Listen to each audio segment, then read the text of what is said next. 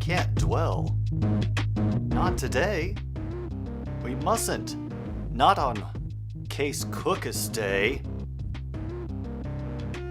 That's right. It is finally here. The day that many of us have been waiting for. Ever since we first heard his name called in the draft so many years ago. We have been waiting for somebody to recognize the talent and the glory of Case Cookus. And it's going to be happening tonight in his first professional football start for the Philadelphia Stars as they take on the Michigan Panthers in a rather late game. And I'm assuming they only did that so they wouldn't have to compete with all the high school football games that they're probably more built-in fan bases for than the USFL. Oh, I feel horrible saying that, but hey, high school football is still important in a lot of places. Welcome back to another Stupid Sports Show. Logan, Kung Fu, Zach, William, everybody else who is here in chat or just watching and lurking. I'm glad to have you all here. Angie's glad too.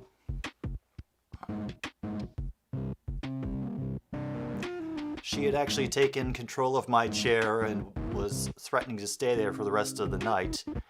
But we worked out a deal. It's okay.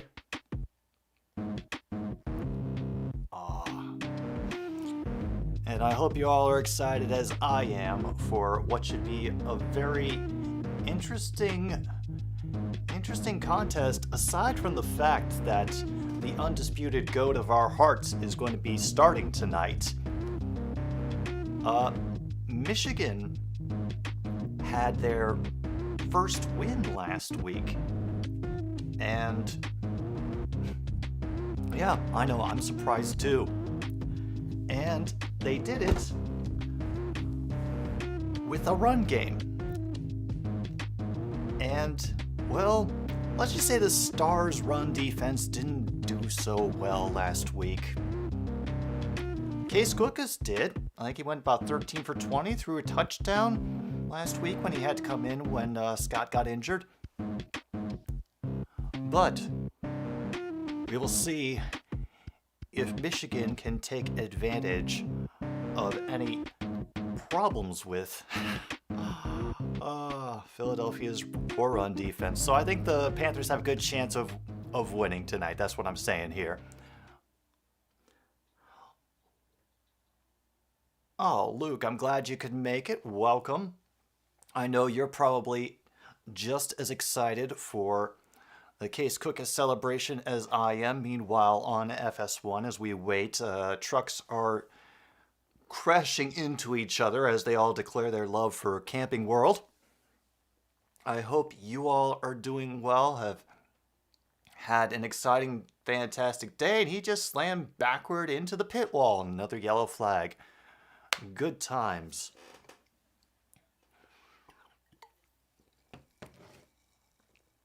So, I know all of you watching are obviously hardcore USFL fans, and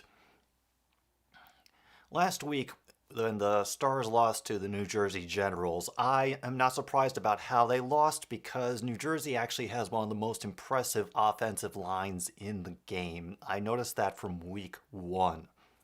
And so I'm not surprised that the ground game is what got it done for them. Hopefully Jeff Fisher was paying attention and they can do the same thing for the Panthers tonight. Of course, I gotta root for my boy Case, but you know, if the Panthers win, that'll be nice. It'll show maybe they've gotten their act together a little bit.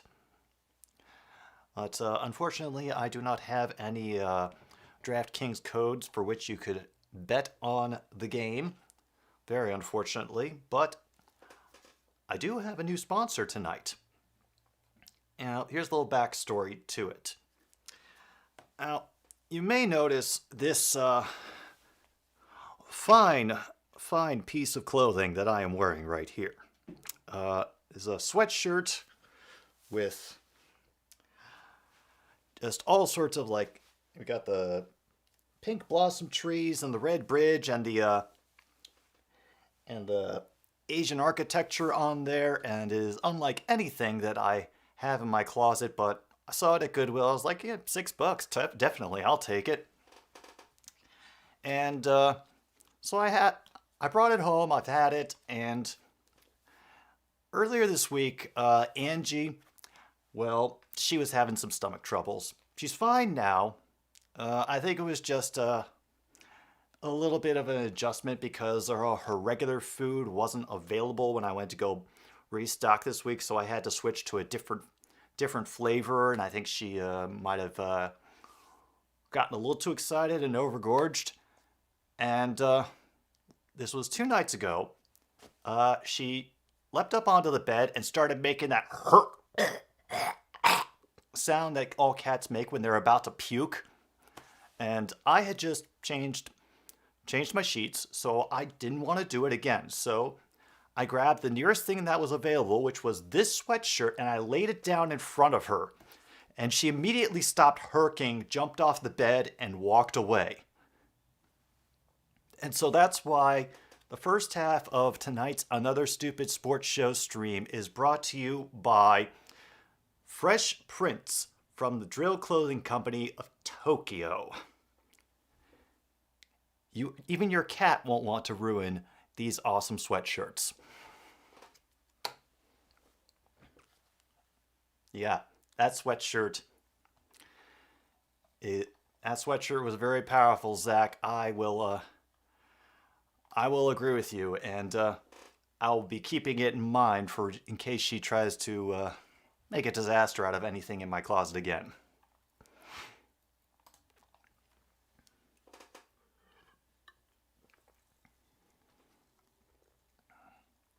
Oh, you are kidding me. They pushed it. They pushed it to damn 10:20 because the race is running long. Oh, wow. All right, well, if anything is going to keep me up on a Friday night past my bedtime, then it will be, the glorious Case Cookus. But, let me see, what else can I tell you fine people about? Spent today, a good bit of time today, writing the next, Came from the Dollar Bin episode. Luke, Birmingham in the Midlands is going to get a shout out in the next episode for good reasons. So, yeah, I'm just really excited about it because it's talking about a decade and a period of music that I absolutely love and love just to research and talk about. And it's gonna be good. It's gonna be a little crazy, a little weird, but I've got a lot of nice treats planned for you. Oh, and of course, just because it felt like that kind of night, we got our another sponsor of Another Stupid Sports Show here, the Sioux City Sarsaparilla, available at finer grocery stores. Meanwhile, of course, the cars continue to go left. They've given them a green flag again. The Camping World trucks continue, 14 laps to go.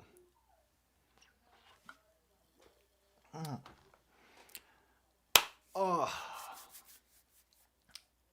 And of course, and there goes more sparks flying out of someone's rear end. Good times. So I guess while we're here, we're waiting for this, we might as well do a Q&A. Why not? If y'all have any questions for me, I will do my best to answer them, as long as they are not about, let's just say, driver's ed. I'd like to avoid that particular minefield if I can.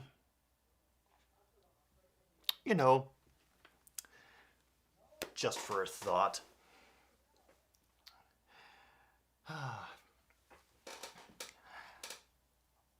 I always found, I'm going to be honest though, I always found it honestly weird that I can never get into NASCAR or the truck racing or any of those.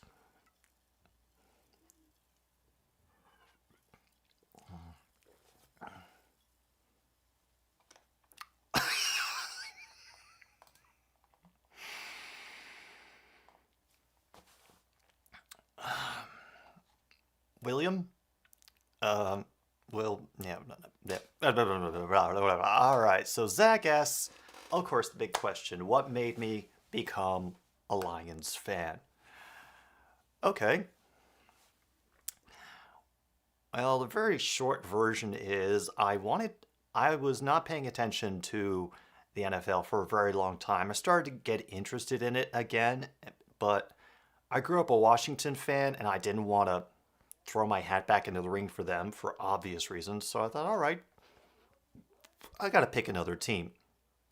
And it came down by luck to the 49ers, the Vikings, and the Lions, which were all the hats that were available in the secondhand clothing store that I was frequenting. Hello, Angie. I was wondering when you were going to start interfering with the camera. And I thought, you know what? I still need a team. I like blue, and that's how I became a Lions fan. Oh, yeah. No, there's actually a song, Zach, about my hometown. It is a real song by the band REM, and it is called Don't Go Back to Rockville. Ah, the Brewers are beating the Braves. Really? Oh, damn. Oh, that is exciting. Bottom of the eighth. Who's the home team right now, Logan?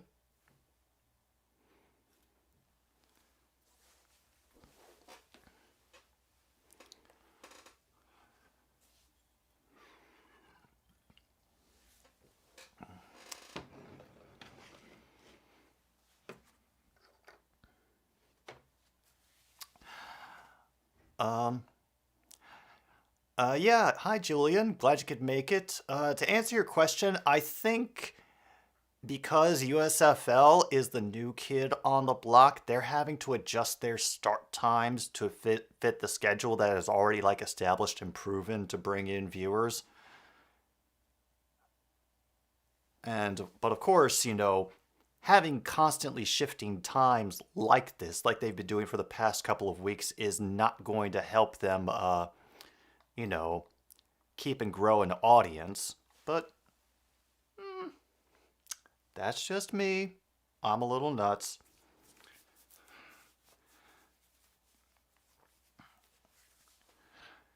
That also just might be them buffering in case there are like 16 more crashes here in the last 6 laps and they have to continue everything under yellow flags, or if a fight breaks out, or if pieces just start falling off the car and people slide backwards into the pit lane as fuselage sprays into the stands.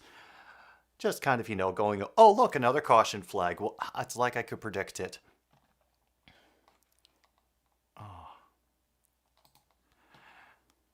Case Cookus Cookout plus Crazy Gridiron comments constant cowering competitors. Exactly, geezer. I know. And everybody is looking on with very intense, solemn faces. This must be a very important race. For what, I have absolutely no idea, but I will be assured by their faces that it is important. And our resident fantasy football guru Geezer predicts Stars winning 24-9. All right. Let's see if that will hold up. Yes, Combat, the cars are still going vroom because, yeah, USFL is still on the bottom rung. They got to work their way up.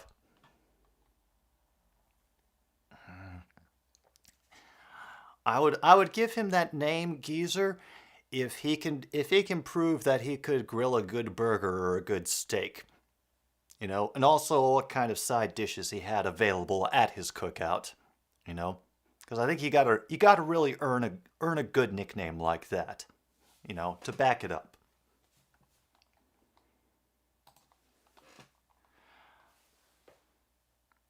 I can tell the crowd is definitely into it. They are milling about with all the feverish frenzy that you would expect at the Camping World Trucks race.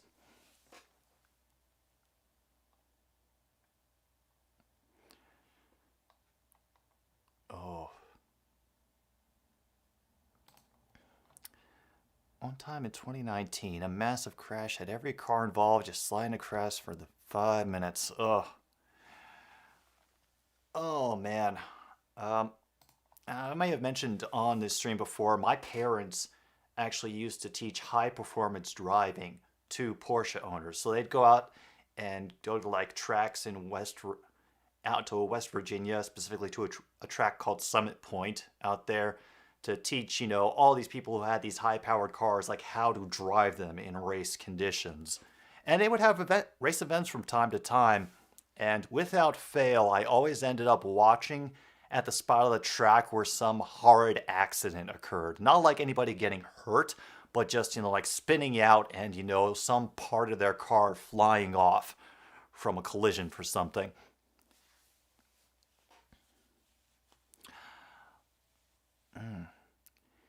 Yeah, Luke, I can understand that is a tough decision to deal with. Root from Michigan, but then there's Case Cookus. What do you do? What do you do? Listen to your heart, man. It will tell you exactly what you should do for tonight. Oh, all the corners. I can't even remember all the corners. I honestly don't pay that much attention to the draft. I could just kind of follow it along and, root for everybody to at least get one or two players right. I just hope that my big hope is that Sauce Gardner, he's one of those guys. He's a corner, right? And he got drafted by the Jets. Am I right about that? I hope he does well for them because, the Jets deserve something nice once in a while. And Luke is currently leaning Michigan in a 54-48 shootout. Derek Stingley Jr., that name I also remember. Where did Stingley go? And I think McDuffie went to the Chiefs, right?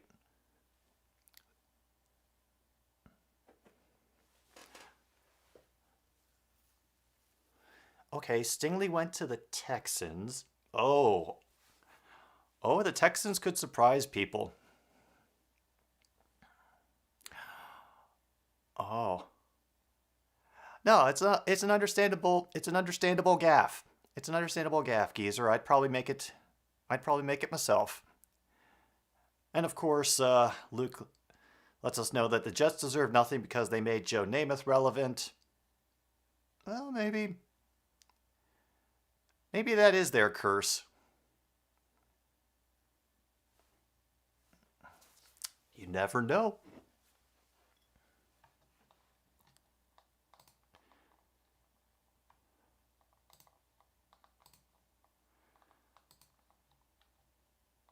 I have noticed that my chat highlighting thing has stopped working. So, hooray!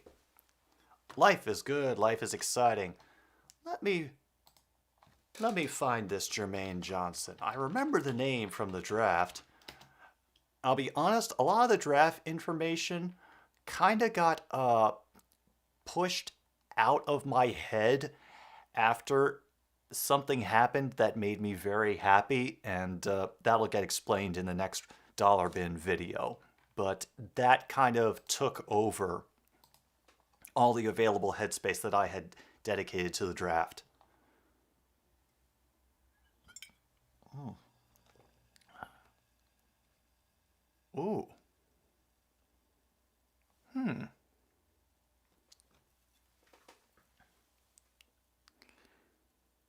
Let's see.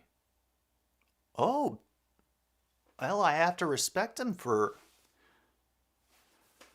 getting us started at a community college. Hooray. Oh, well, hopefully Jermaine's presence on the Jets line can, hopefully scare up some action for any of the other people on the D line for the Jets.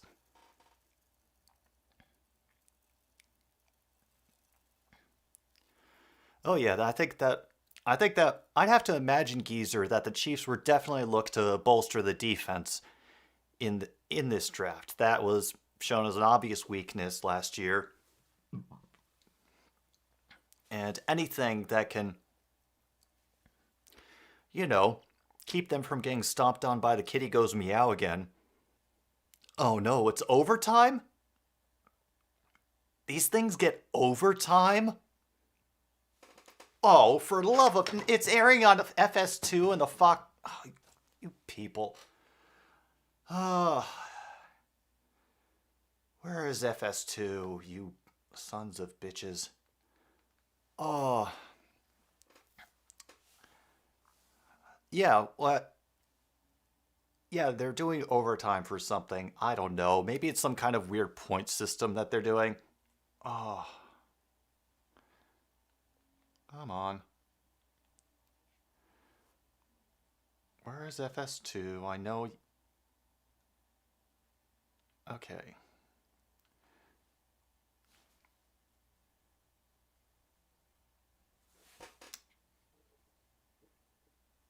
Oh, no, I don't want to watch rugby as much as I appreciate rugby. Not right now.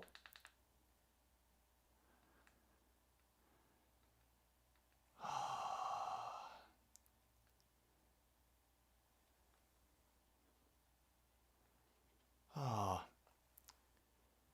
Yeah, it's on FS2 right now because they probably want to get the game started, but it's going to switch back to FS1, which is what they did last time it was in a situation like this. All right, can I just get...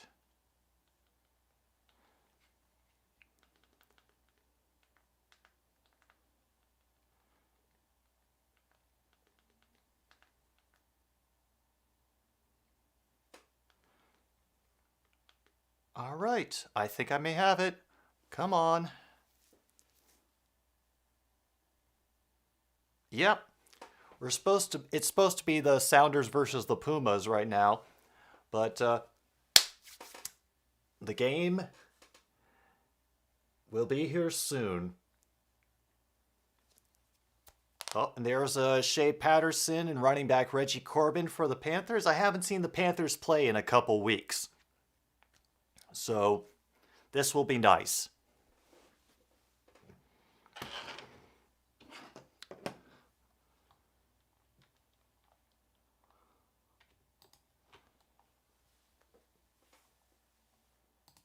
Oh. Ooh. Oh. Ah, Major League Baseball. I'll check that out after the stream. Thanks, Geezer. Ah.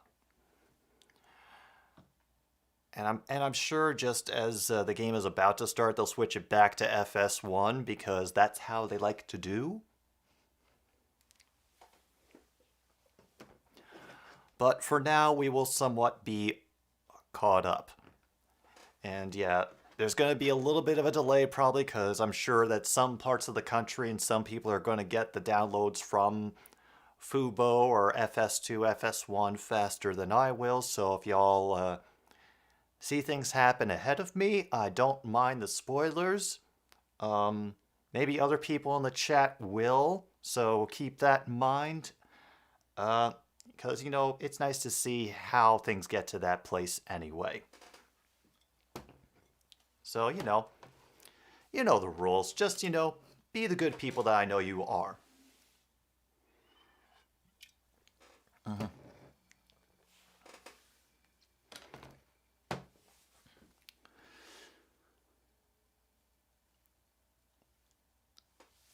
Well, we would think the race is over.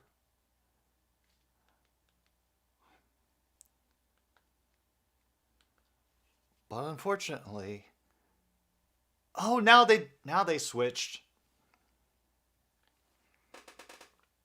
Have they? No, they haven't. Son of a bitch. They teased me again. They still got the descriptions on at the wrong times. Ugh.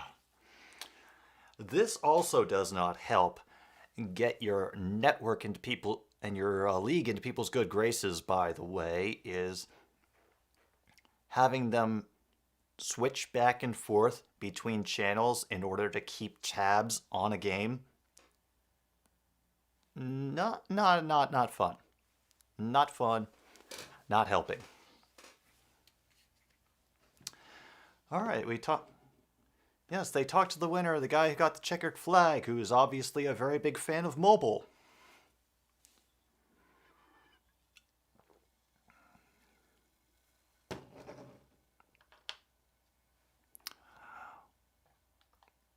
Wait a minute. Seal, you got a what eighth grade dance? What are you talking about? I somehow missed this in the conversation somewhere.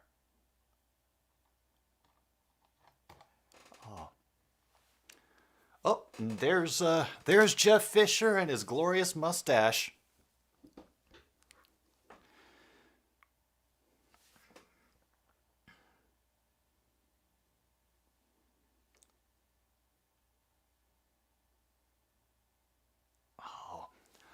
I really can't wait until someday they try to use one of those cameramen to run interference on an onside kick, and it will make me laugh so hard.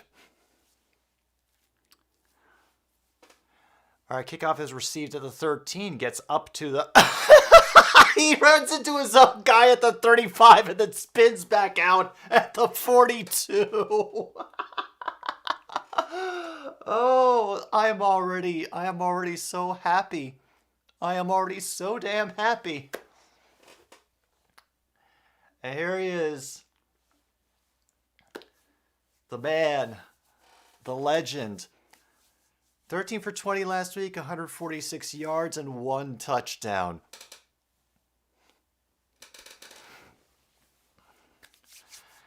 Here we are. We got 1st and 10 at the 42. One back to right to his left, 4 wide receivers set, and they will run it and have a very nice run by number 25. That is Terry. He's going to get a 1st down, gain of 11. Yes. Julian, Brian Scott got injured in the Stars' loss to the Generals last week. Case Cookus had to come in at the second half. And apparently he is not recovered from whatever injury that is. So that's why we have Case Cookus.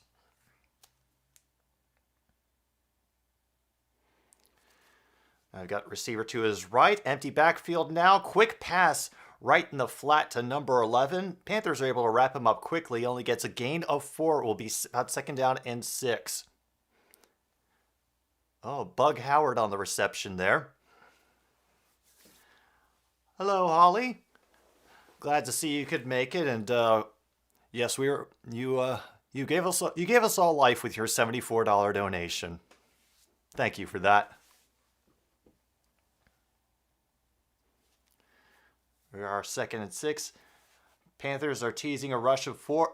They have a delayed blitz, and forces Case to get rid of it quickly. Attempted pass to Terry, incomplete near the near sideline. 3rd and 6. No. Out of everything else, from everything else that had happened in the Q&A stream tonight, that was just like a wonderful bit of sprinkling of nutmeg on top of the whole thing.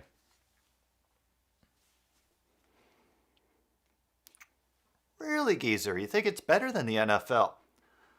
I will say that I think they're honestly doing some things better. Case Cookus gets flushed out of the pocket. Oh, almost so close. Is that getting ruled a catch?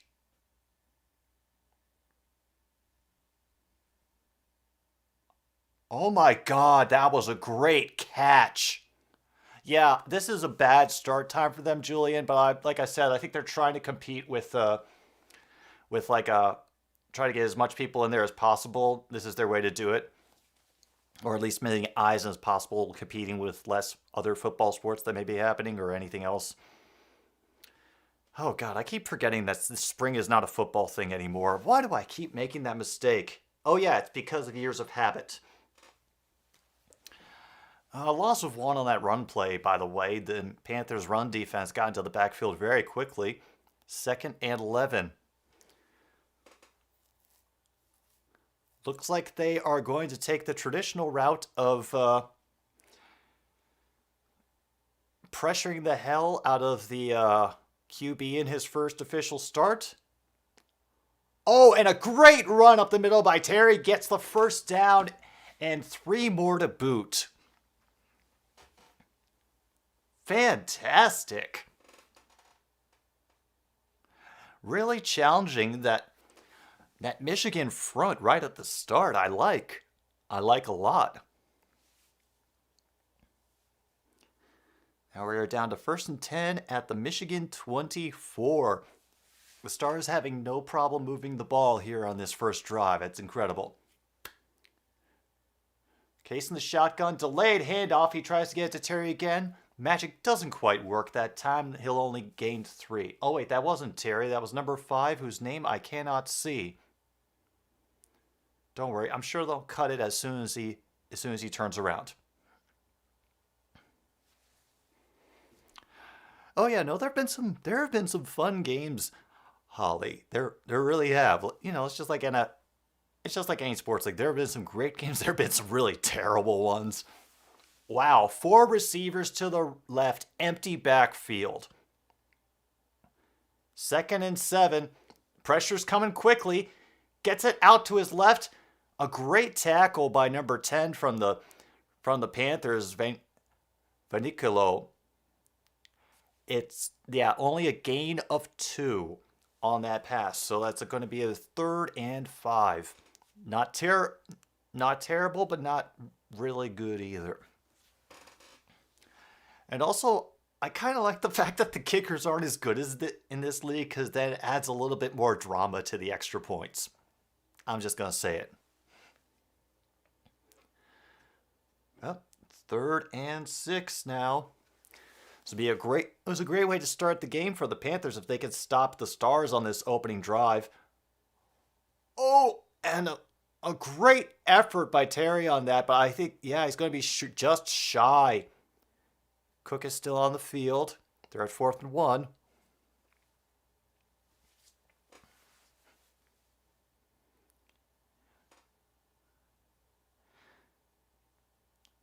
They've been doing some pretty pretty easy plays and passes for Cookus so far. Wow, short by 36 inches. They are going for it. And a great pass to number 2, who will be down just inside the 10. Oh.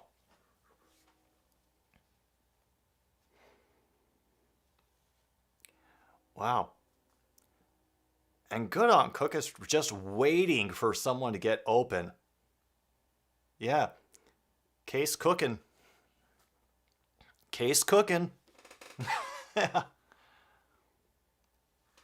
Oh yeah, we are all hyped for Case Cookus Day. Fakes the pass, hands off to Terry again, who will be brought down after a gain of maybe 2.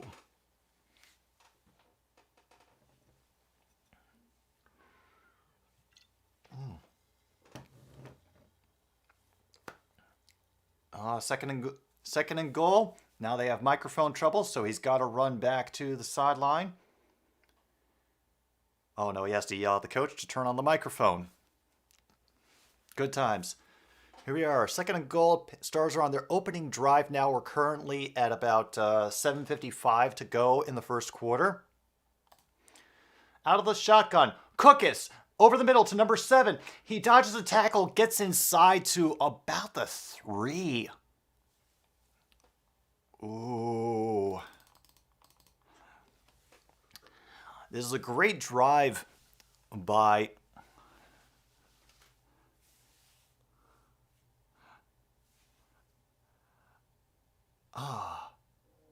this is a great opening drive because they have taken off nearly half of the first quarter on this drive. It's fantastic.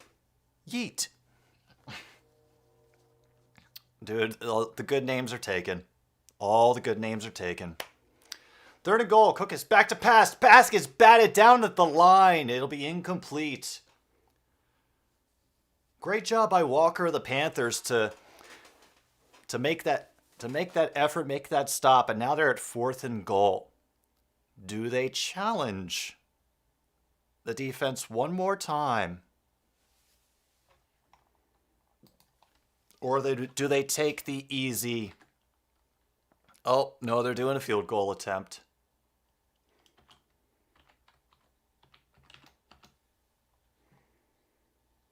Oh. An easy 21-yard attempt. Right into the bleachers. Thank you. Thank you, Mengel. That's a dangerous name. But here we go. I've never heard of this yeet that you mentioned, Geezer. I've got them queued up over on another tab. It's another one I'll check out after the stream. I know I'll have the time for it. All right. Good start. You know, not exactly a trip into the end zone, but you can't really blame a batted down pass on Case. And the Stars take a 3-0 lead here in the first quarter.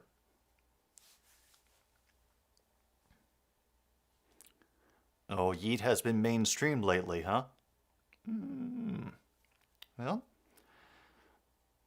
Well, that just tells me that I will go listen to some of his early work and see how it compares to the later.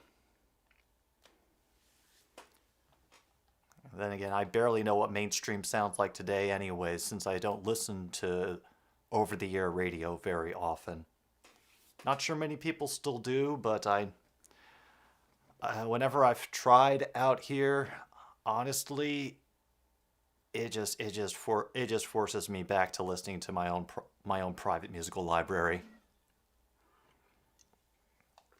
It's unfortunate, but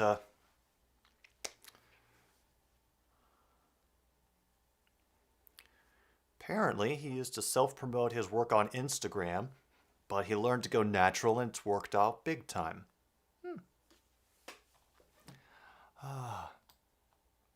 It is still so strange to me. Just the thought of marketing oneself through Instagram. Then again, that's also because I'm old and I don't understand anything. Yeah. I think the trolls got a hold of that voting process, and that's why it's named Blob.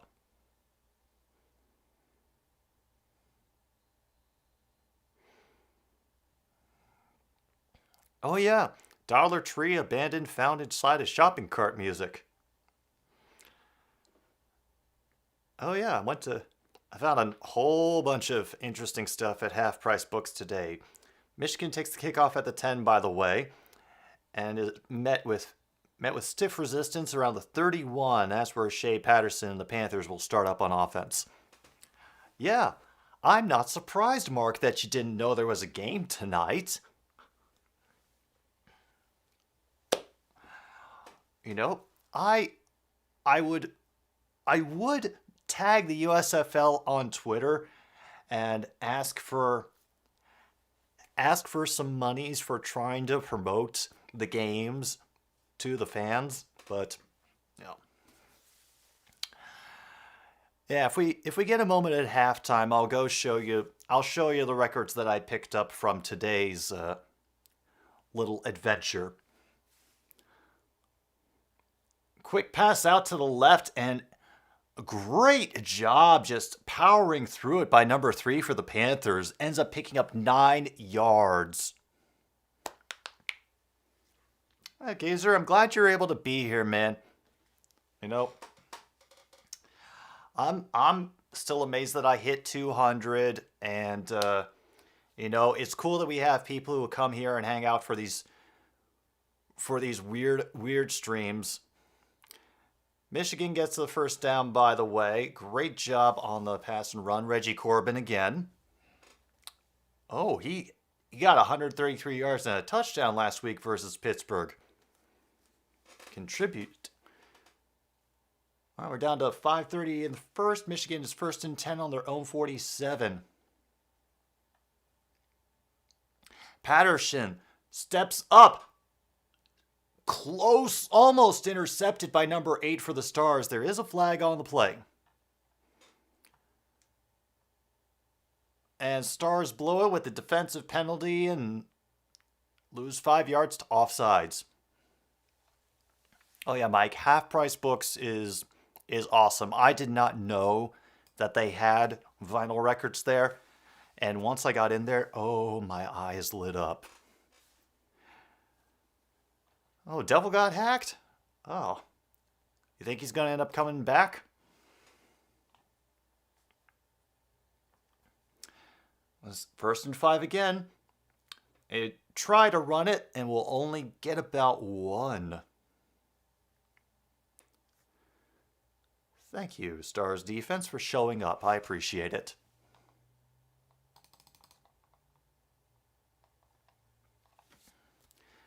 Second and 3 now. We've got Scott in the backfield behind Patterson.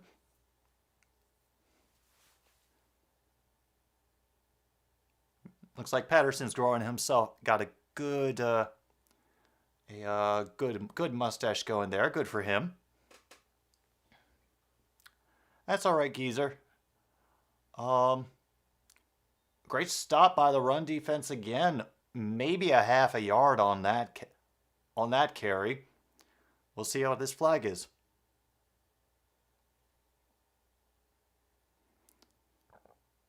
Illegal shift.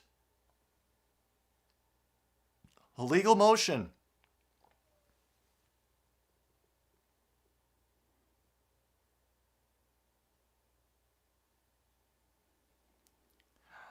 I'm also not sure if the crowd reaction noises that we're hearing are actually from the little crowd that is in there, or if they are adding that in for atmosphere. It would be hilarious if they were adding that in to make it seem like more is happening, because those stands are still pretty empty. Down to 2nd and 8. Patterson back to pass. Gets it complete to number 18 and wrapped up immediately by number 29 for the Stars. Yeah, Zach. It has to be fake noise. It's almost endearing in a way. Like, they're very specifically trying to make a television product. So I understand the rationale, but oh, it makes it kind of cheesy. 3rd and 7 now. Patterson back to pass, and nice connection to number 8, Walker, on the sideline. Gets out of bounds a yard beyond the first down marker. Fresh set of downs from Michigan, and now they are moving. Every theorist was about to ask what ass meant, and yeah. It's okay. Sometimes I forget what this stream is called too. Don't worry. Night's going good. I was able to finally get the game on after they tried to change channels on me like 2-3 times. A nice effort on that run up the middle by number 15 from Michigan, just dragging defenders to a gain of about 6.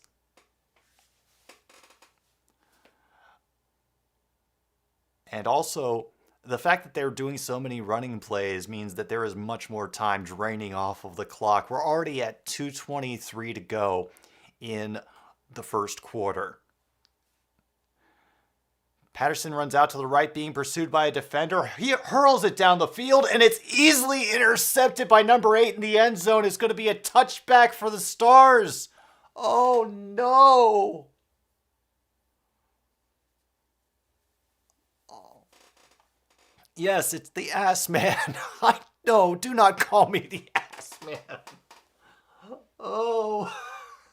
There.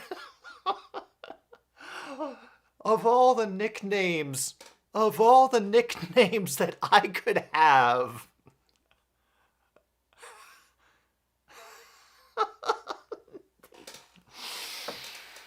Oh. And now, because my brain is the way my brain is, I have the Beatles song Taxman being switched to Ass Man in my head. I am never going to be able to keep a straight face during that song again. Go Brewers! Go Brewers! Yes, the ass shaker of sports. Oh. This is a good night.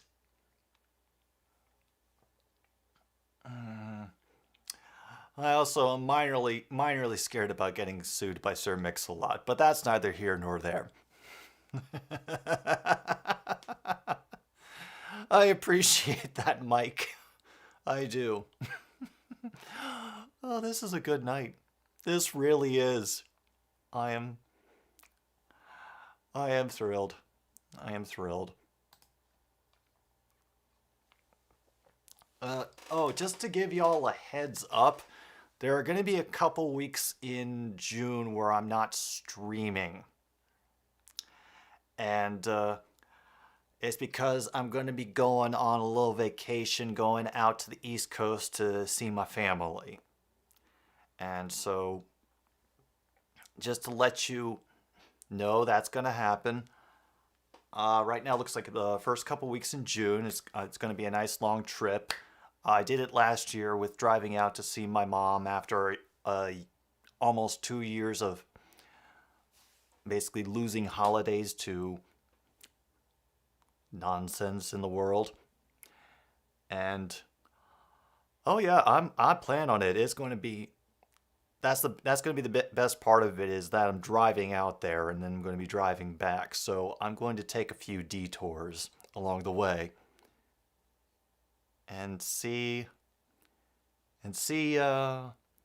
what kind of interesting record stores I can find in other places, everywhere from small towns to big cities. I plan on getting a lot of footage, so I'll do my best to make it up for you guys when I get back.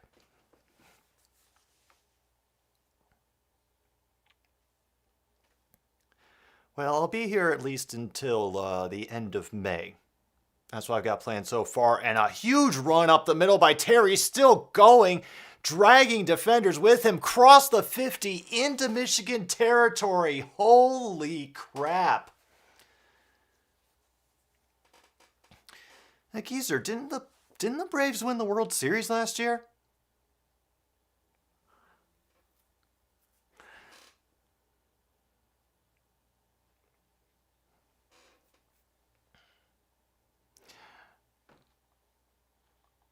Oh yeah.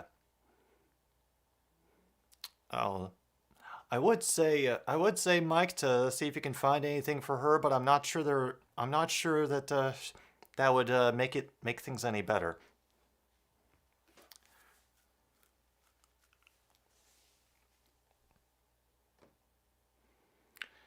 And Cook is getting the play from Andrus, the coach there. We're down under 2 minutes to go. Right at 1:59, actually.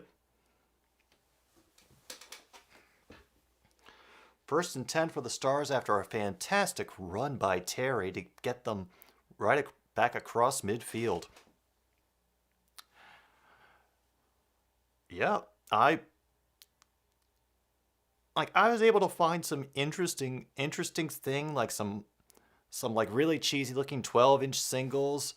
Oh, a great pass over the middle. Wow. Number 7, Gray tripped over his own teammate Howard, but managed to fall forward. Try to find things for your wife. Sometimes it works. Yeah. Hey, all you can do is try, man. So far, Cookus looks like he is comfy.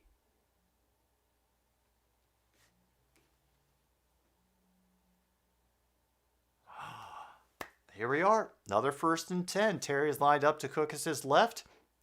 Dropping back. Getting pursued now, and will be brought down for a sack as he tried to wait for something to open up, and that will be a sack for somebody doing a clog dance on the field. Ginda. Okay.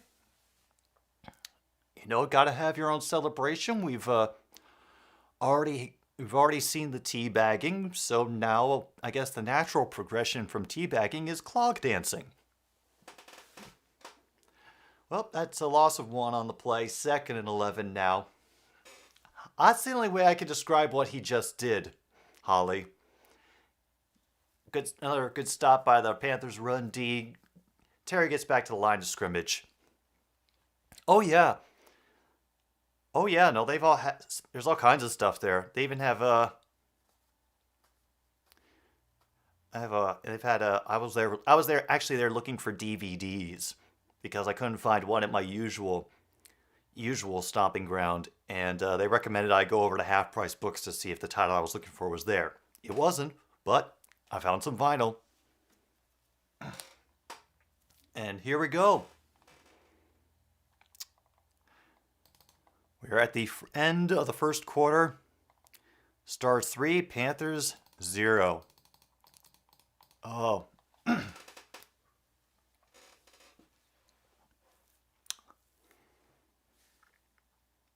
right. Well, hopefully the league goes well for you next year, Geezer. Oh. Hey, Luke, I feel you, man. I had one of those days a couple weeks ago. It hit me very, very, very hard. So I feel you. I understand. I hope you can find your own little shriveled piece of corn under the refrigerator that can bring you out of it, man.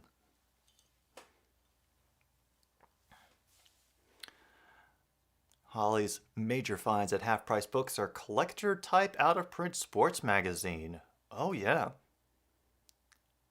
Oh, that seems like I gotta imagine there's a good fun market for those, yeah. Ooh.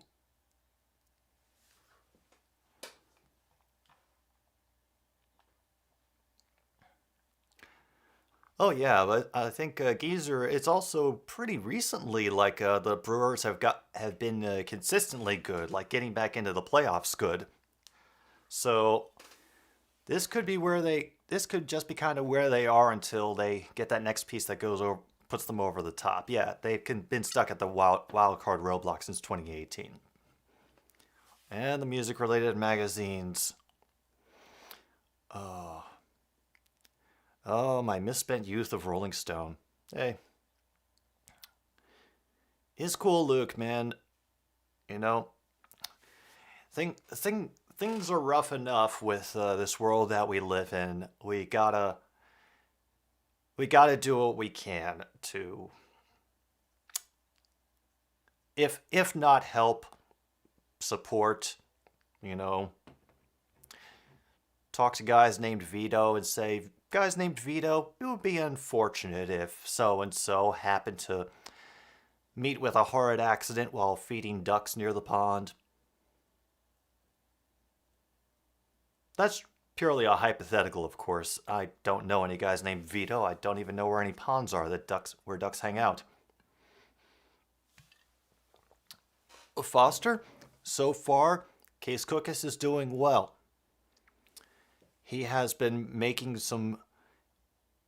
they've been keeping the playbook so far pretty simple. He has made some good throws, some unexpected throws that I didn't see coming.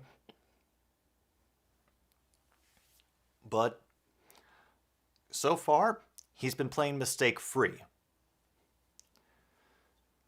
3rd and 11. Cookus in the shotgun. They tease the blitz, but then back off into coverage. Cookus going down deep, and it's a touchdown! Gray. Cookus to Gray. Touchdown Stars.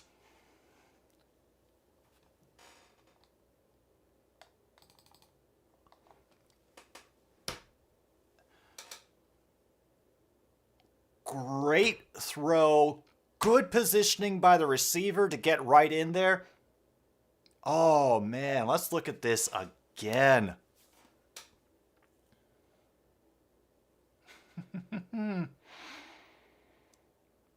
Oh. Great placement. Great placement. Oh, that'll be good for some inspiration, Luke. Oh, man. That'll get your brain going. It'll be a 1-point attempt afterwards. It is good, and the Stars are up 10-0 on the Panthers.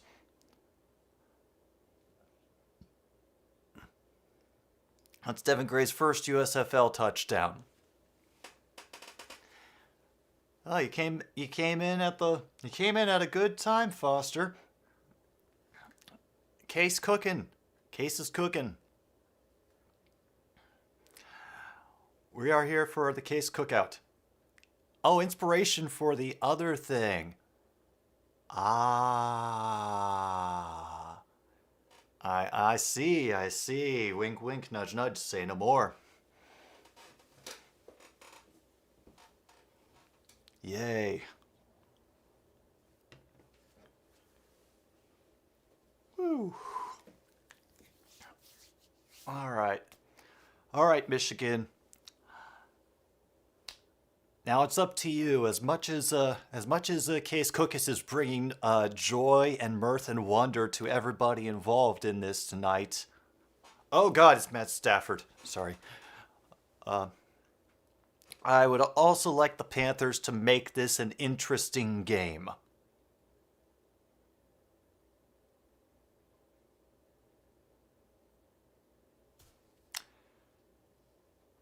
Really, Stafford? Really? Really? You drop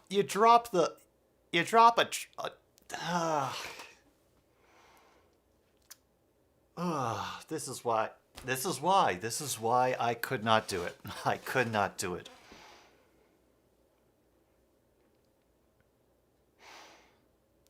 That's why I could not root for him when he went to the Rams, because I knew that would be the thing, that he didn't get the chip until he left Detroit.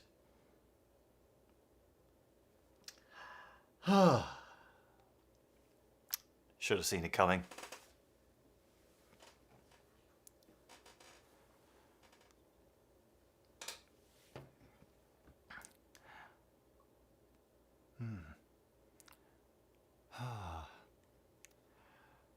Yeah, it was I guess AT&T. Is that the one with the young woman as the spokesperson who I get a horrible feeling when I watch her, like at any moment she's about to unhinge her jaw and swallow a live gerbil? Yeah. Yeah, that's what I thought. Oh, here's the kickoff now. It is going to be curved over to the right and very short. It'll be fielded about the 25. Short kick, and now the Panthers are going to have wonderful field position. He has crossed the 40. Corbin now that passed down to knocked out of bounds near the 30. Oh, we got ourselves a game. Yes, Lily Adams. There's something about her that reminds me of the aliens from the V miniseries. It's not quite like Sean Young, Nexus 6 and Blade Runner, but I don't know. Maybe there was something funny in my frozen dinner tonight. Oh yeah, no, it's hilarious, but it's also just like, really, man, you gotta use that. Well, Shea Patterson and the Panthers fake the handoff, an immediate tackle. Great job by the defense. They're rolling him down by contact, so the attempted scramble for the loose ball will not matter. It'll be about second and 10 again. Oh, Case has the big smile on his face. Yeah, man, you enjoy that moment, man. You enjoy that moment. And when you take over for Trevor Lawrence in Jacksonville after he gets busted for having a llama in his car and him wearing nothing but lacy undergarments. Great pass to the outside by number 85, and his lean forward at that screech stop gets him half a yard short of the first down. Oh.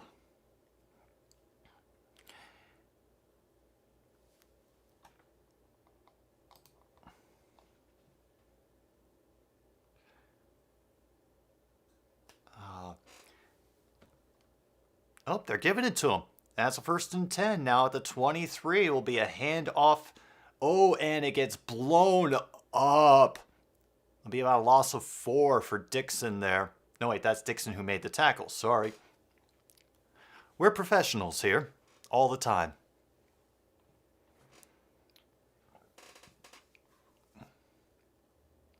Good play by Dixon to get that play dead before I could do any damage. Down to 2nd and 13 now. Patterson operating once again out shotgun. Back behind him. 2 receivers out to his right. Extra pressure ends up flushing him outside. He's going to make a run for it. Will get the first down and about 3 more out just outside the 10. So the Panthers will have an opportunity to get a first down very close to the goal line. And they can take advantage of that if they need to. But good job by Shea there using his feet when there were no immediately good options available. And also I would say good job by the receivers clearing the path.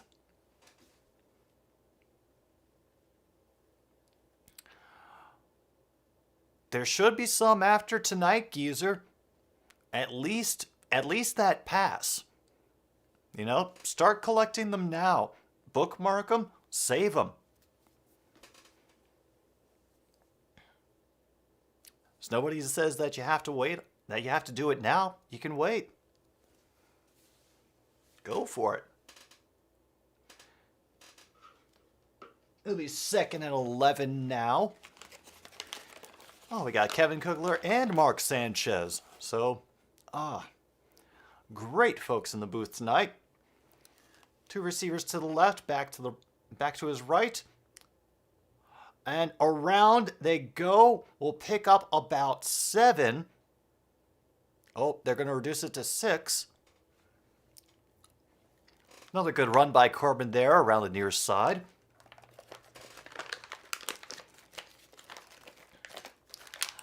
I don't think so.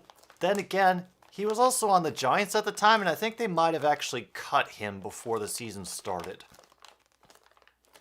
He did play in a spring league last year. Oh. Paxton Lynch got injured last week, even after he scored a rushing touchdown. So I was very sad about that. Deflected away by Washington. Oh, bad luck. So it's going to be 4th and 3 now for the Panthers. Under 11 minutes to go.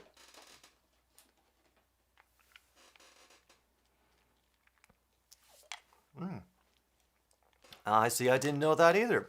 Broncos had signed him to the practice squad. Then he got sent to the basement with the other free agents after 3 days. And Michigan is the only team that has not made a field goal or an extra point. Carrizosa makes his first field goal.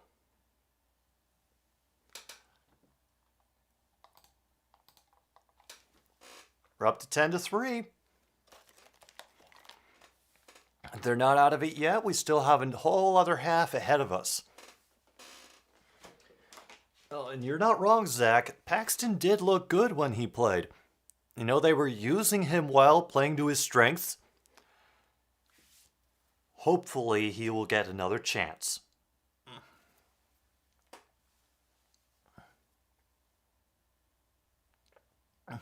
3 days with Minnesota. Honestly, Geezer, I was impressed by Brian Scott. I thought he did very well for the team. It's all right, Holly. Do what you gotta do. Come back when you can. But, obviously, Case Cookus is Case Cookus, and we gotta stand for a king, as the kids said a few years ago.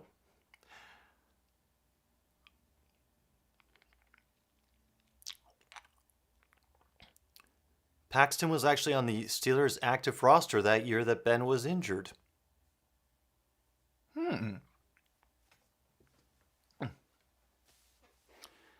So, the Steelers could have had a number 1 pick in their QB slot, but instead, yeah.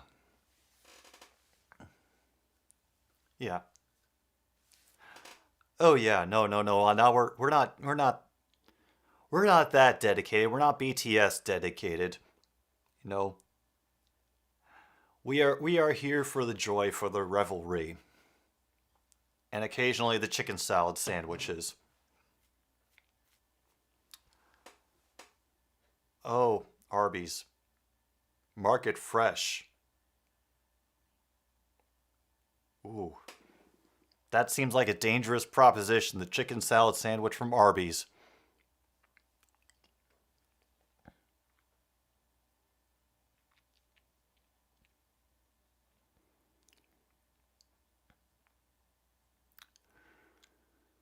Ooh, Duck Hodges in the USFL. That...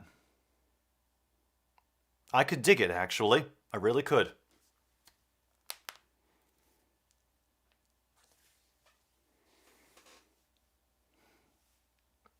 Yeah, take care of yourself, Kung Fu. Keep a good-sized bucket near you, just in case.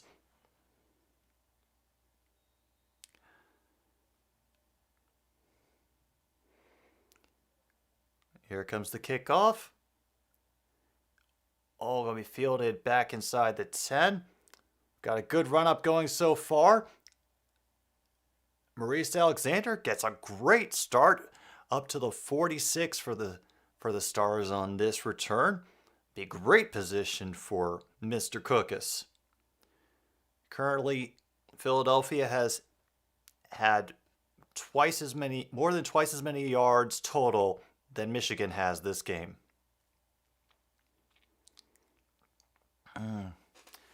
Yeah, Geezer, the competition between Trubisky, Pickett, and Rudolph, that's going to be entertaining to watch. That's all I'm in for it now, is just the entertainment factor. I'm rooting for Mitch. Oh, and he fumbles! It will be picked up by Michigan! They are going to have it inside Stars territory! First turnover from Terry as he was getting brought down. Oh, man!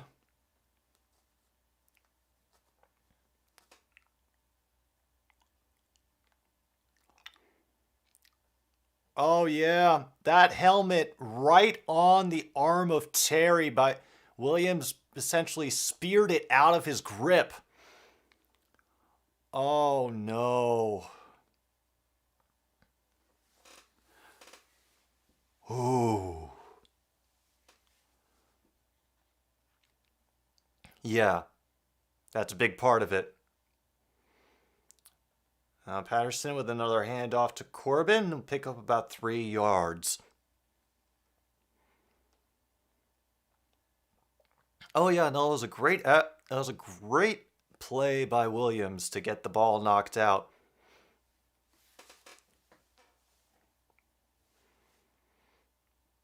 Now down to 2nd and 7. Ball at the 33-yard line of the Stars. Patterson back at shotgun. 2 receivers to his right. Running back to his left. Fakes the handoff to Corbin, who goes out into space.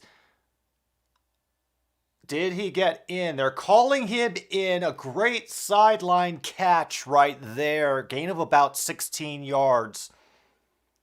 Fan-frickin-tastic. Ideally, Mike, they would do something like that. Oh, great lean, great toe tap by Lenore. Play is whistled dead before it can even start. Oh, there's a challenge flag on the field.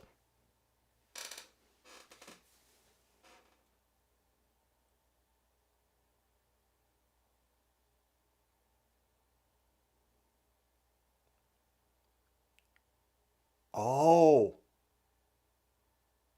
Oh, he loses control.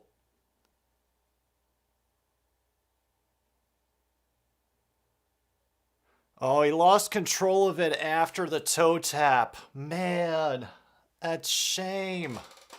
That was such a nice catch, too. Oh. Yeah, it's going to be incomplete. And also the fact that we're hearing the deliberations from the review booth is nice. Thank you, James. We just chilling here for Case Cookus Day. Currently, the Stars are beating the Panthers 10-3. And Panthers appear to be clawing their way back into this. And it's nice to have relatives who know how to make things.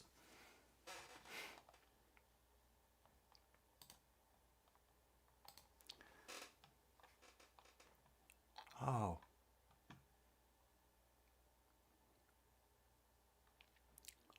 Yeah, and they also only get one replay challenge per game. 3rd and 7 now. Patterson out of the shotgun once again. Goes up to adjust, change the play. You know, think about cupcakes.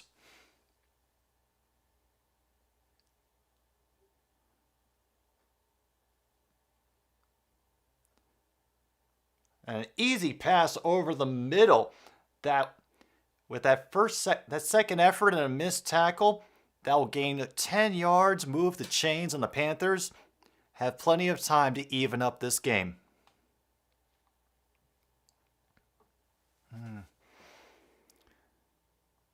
May 20th sounds similar to Case Cookus, so May 20th should be Case Cookus Day.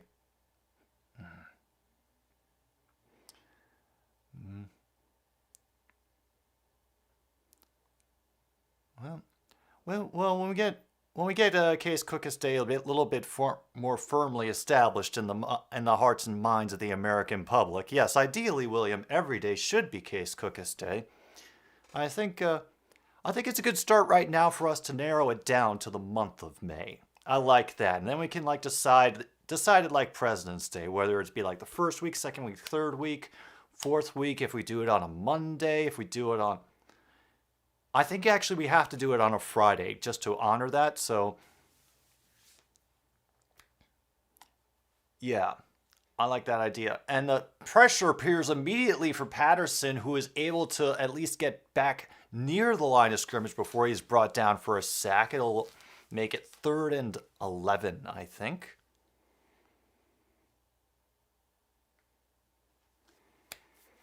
Yes, Case Cookus Awareness Month, where we do our best to promote awareness of Case Cookus.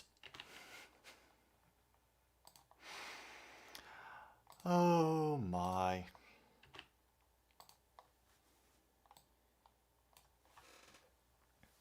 All right, 3rd down and 10. Under 8 minutes to go. Cookus looking for, and a great second effort. Dodging that one tackle by Ross, gets down within 2 of the first down marker. Oh, they're going to give him now 4th and 1. And the offense is staying on the field. They quickly get the snap off. And a sneak for the first down by Patterson. Good on you, buddy.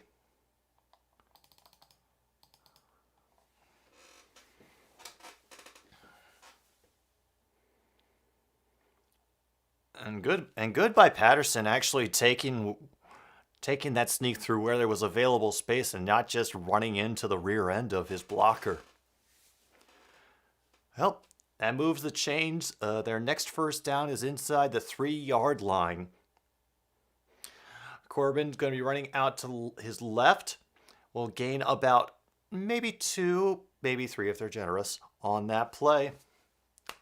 And the Panthers are once again knocking on the door. Can the Stars defense hold on?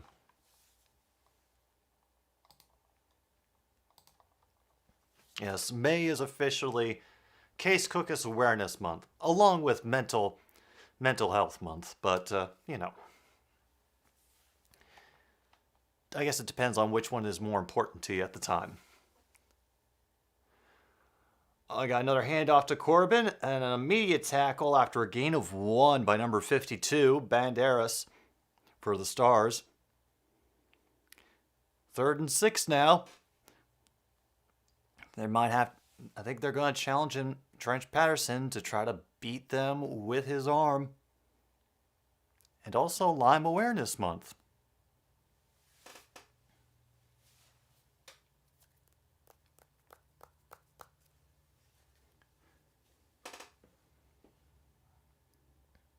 Oh, and Patterson didn't like what he saw. He's going to have to call a timeout. 5:36 now to go before halftime.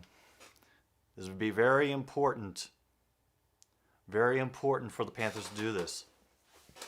Oh, he has Lyme disease. Jeez. Oh. Honestly, Lyme disease is one of the things that always scared me as a kid. So whenever I would go out into any like majorly heavily wooded area, like the woods behind the house where I grew up, I always wore long sleeves because I did not want to get Lyme disease from any ticks.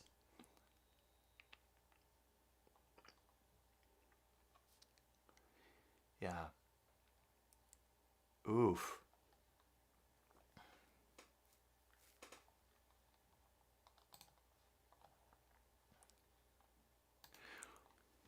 All right, we'll try this again now.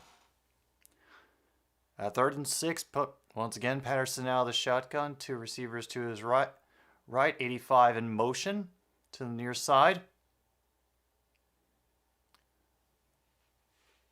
Play fake, and is Patterson's going to run it in? He looked like he was about to get tackled like short of the first, but put on just enough speed to take it into the corner. Yeah, they could, Geezer, but I was also hoping that I would be able to spot a tick on my hand much easier than, you know, like in my hair on the back of my neck. And it was a great job by Patterson, just avoiding tackle after tackle. Damn.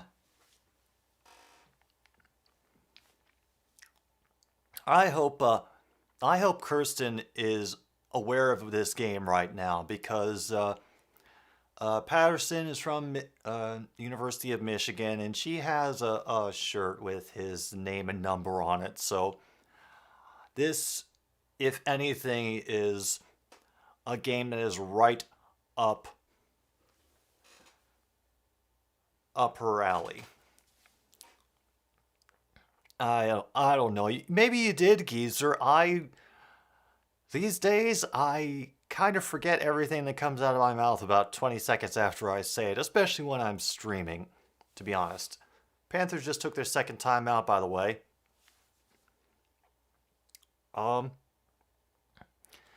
She hadn't said anything about Hassan Haskins, but I do remember him from watching the Michigan-Ohio State game this past college season, yes.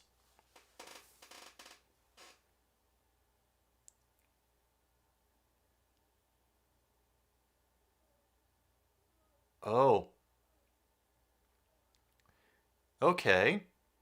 They got their timeout back, but they are not allowed to switch to the 2-point. They have to keep the kicking team on. Oh, and he misses it. Well,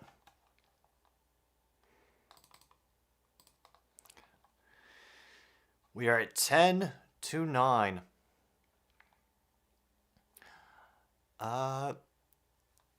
Remind me again. Hassan Haskins. Oh, he got drafted by the Titans. Good for him, man. That, I think he would make, honestly think he would make a nice, second weapon for them, along with Derrick Henry. And just in case Henry gets injured, I think they'll be all right.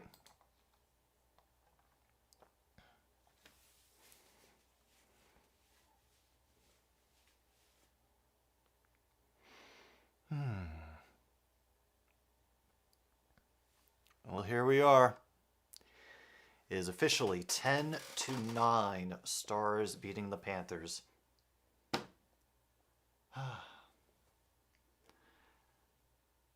Definitely glad I streamed tonight, and glad that all of you who are here, who could be here, were able to make it.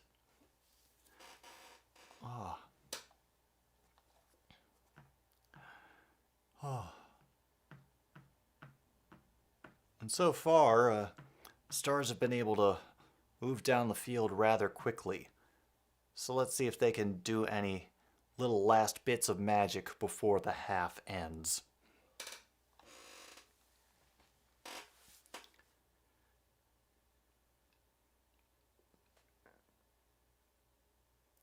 Yeah,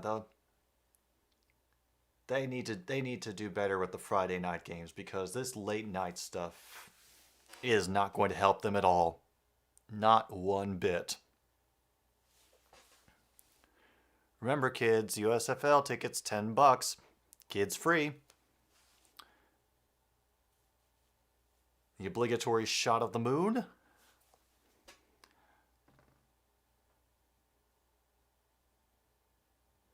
They still haven't made a 1 point extra point, a 1 point try this season. They are 0 for 2 on them, so they've been majorly going for 2-pointers. Michigan has.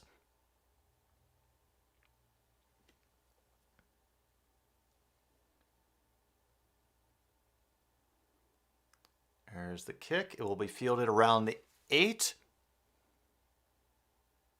Alexander finds a nice little seam up the middle and finds another one up the sideline. Will get out of bounds at their own 48. Kickoffs, man. Remember kickoffs? I'm so glad kickoffs are a thing again. I really am. I really, really am. Oh my, oh my. And now they're going over the touchdown with Patterson on the sidelines as he...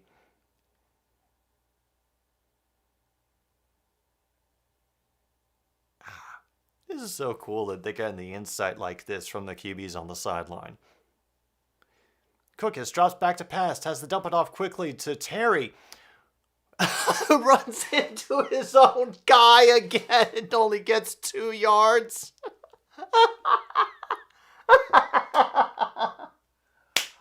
Oh, man. This is great. Even when the game isn't good, it's at least funny. Fan-freaking-tastic. Yeah.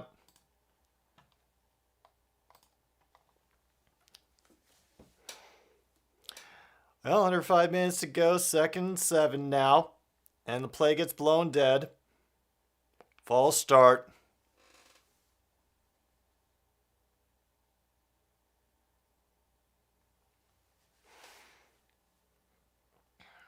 Yeah, William. It happened again. And I wouldn't have it any other way, to be honest. This is... This is a good time tonight, and I'm glad you're all here. 2nd and 12 now for the Stars. They are back to just beyond their original line of scrimmage. Late pressure by the Panthers. Number 12 cuts back inside for that reception and ends up getting tackled just beyond the first down. Roland with the big play there.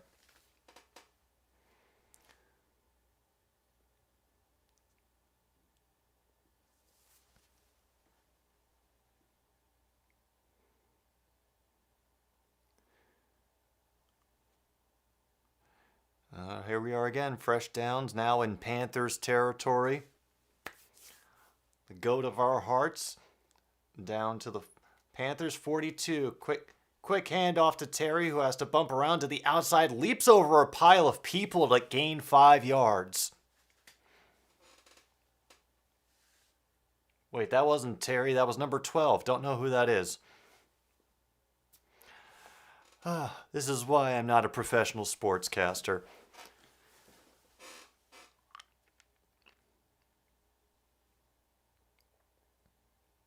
Down to 3:03 to go in the half.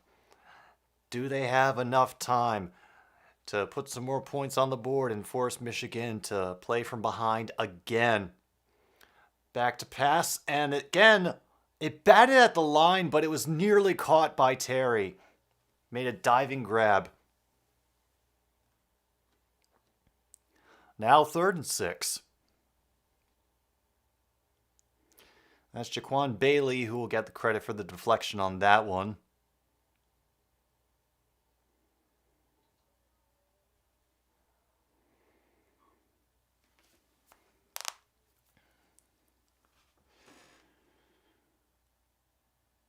Here we go. Only 6 seconds left on the play clock. Empty backfield, 5 receivers set for Philadelphia. That pocket disappears quickly, and it got overthrown on a busted play and intercepted by the Panthers. Williams. Ew, that was just, bad. No, Cookus, no. Ooh. That hurt. That really, really hurt. Whew. Oh, man. Oh, man. Hello, Hunter. Welcome back. It's going. Like, the game's been good, but Case Cookus just threw his first professional football interception. So,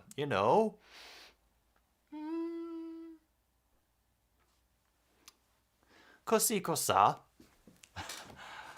But no, I'm doing well. I've been having a great stream. People in the chat have been doing their best to break me as usual, and I appreciate it. Once again, shout out to first half sponsor of Another Stupid Sports Show, Fresh Prince of Tokyo by Drill Clothing Company. The clothing that even your cat won't want to throw up on. Out of respect, of course.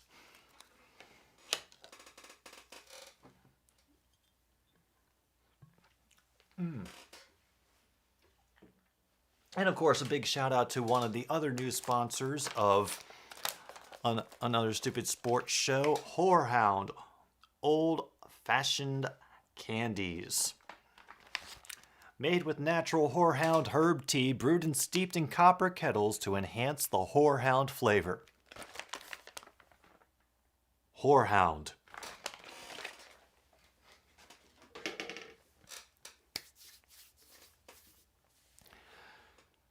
So yeah, I have no idea what happened on that last play. Some sort of miscommunication about how that route was supposed to go because, yeah, receiver turned toward the sidelines. Cookus thought he was going on a bullet toward the end zone, and that was off by at least 10 yards.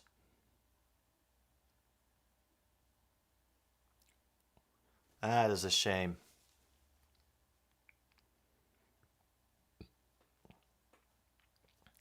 And Sean Williams' first interception in the USFL, by the way. Panthers will take over with 2:44 to go on the clock. Hopefully they can make something fantastic happen. Sewell for the Stars has his helmet off, might be going to the locker room. Keep an ear out for that. Low snap to Peterson. It goes immediately and off to the races we are going. Number 3 is going to... Is anybody going to catch him? No. The one player who could have, he just slides down Corbin's body. A huge run for Reggie Corbin. Touchdown. Michigan takes the lead. Can you believe it? Can you believe it? Wow. Honestly, that is also just good blocking by Michigan, but just also fantastic speed and running by Corbin. Feel bad for number 29. He's probably going to have to do sprints at next practice for missing that. They're going to try for 2 on this one.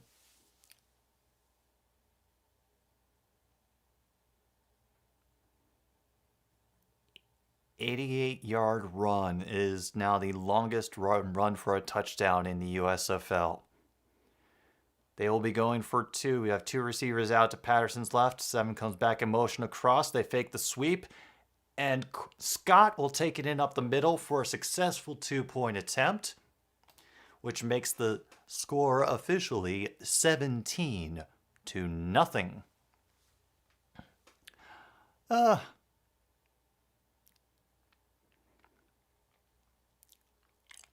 Yeah, Hunter. No, the special teams aren't the special teams aren't the best, but it also makes it more exciting because kickoffs are a thing again. 1 point after kicks aren't a sure thing anymore. It kind of adds to the drama for me, but then again, I'm also weird.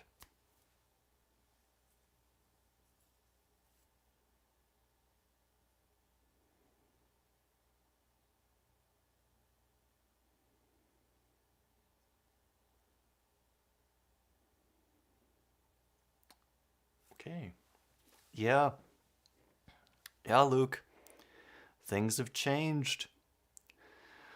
One very poorly timed interception from Mr. Case Cookus, and now Michigan has a lead.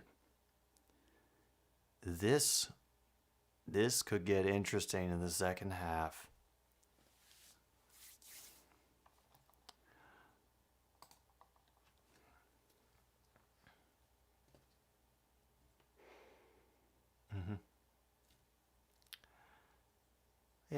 Yeah. No kicker on the roster.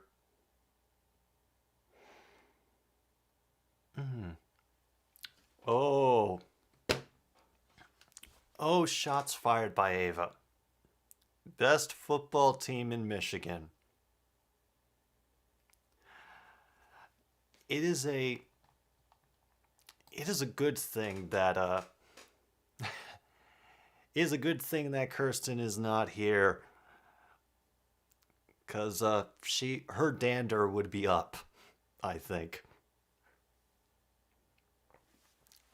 She was already upset because of my choice in headwear earlier in the evening, which was why I think tonight's Q&A for Grassi was so weird. I was wearing the cursed Michigan hat during the stream, and I am attributing to that the reason that everybody was so generous with getting money in for Tom to go to France.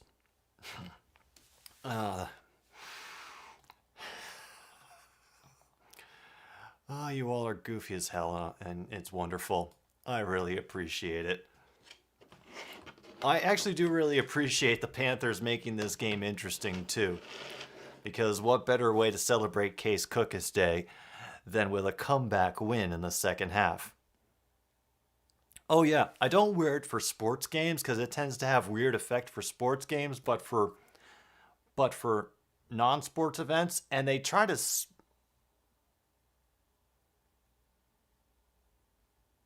Wow. They tried a squib kick to screw with them, and it was a great recovery right past the 50-yard line by Wiley for the Stars, and now they're going to start in Michigan territory.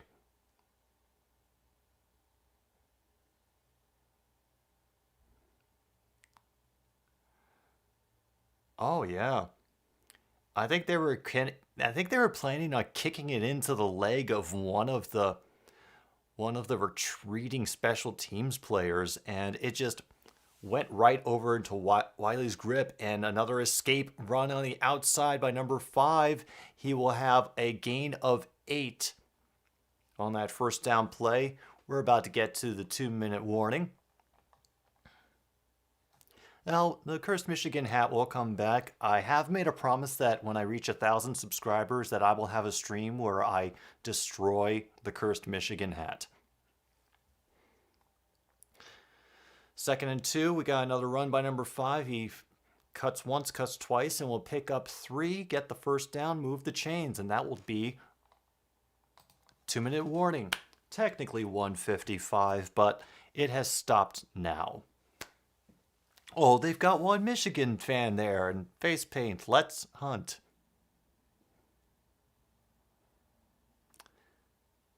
It's a start. It's a start.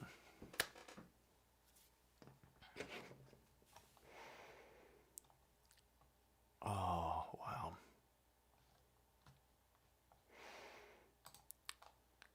Oh, good times. Good times. Well, so far, honestly, this is a pretty even game, I would say. The the interception by Cookus, I think, came at a much worse time for them, and the Panthers capitalized on it very well. That's the only difference in this game. Patterson's also had an interception. I don't really know off the top of my head if that led to a score. If I was a better streamer, I would have been like taking notes and keeping track of these things. But honestly, because of the status of today's game, I was not going to take this stream seriously. We are all here for fun, and so am I. So, oh my God, wait a minute. It's only 10:30 right now. This game has been only been going for like an hour and 20 minutes, and already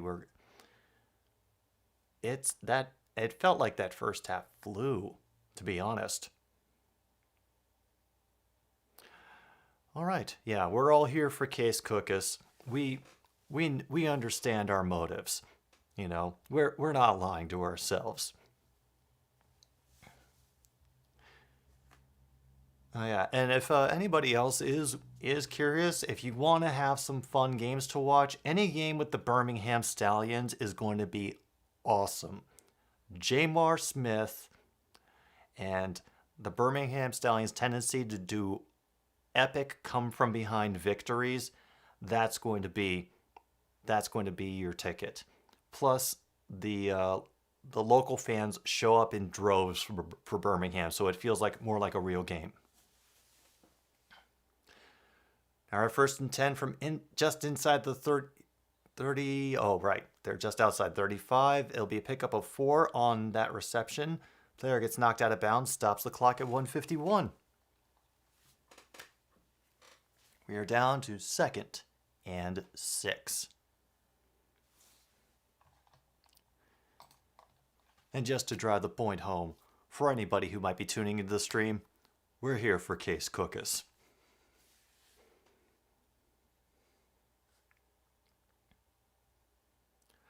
Oh, and Michigan will get the ball at the start of the second half. Cookus waiting, biding his time, and great swarming by the Michigan defense to stop Gray from getting any further than the 30-yard line. It will be 3rd down and 4. All right, Case. Now I know that I ask a lot from you. At least I have in the past hour and 20 minutes. But come on, Case. Do it for your fans. For your fans, man. Get this sucker tied up again. An extra rusher easily picked up and nearly picked off.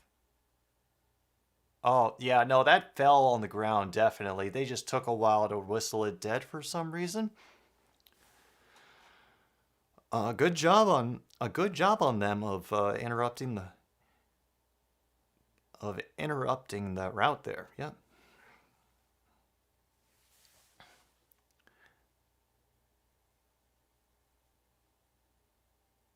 And Cookus is staying on the field. Oh no. They're going for a field goal. Never mind.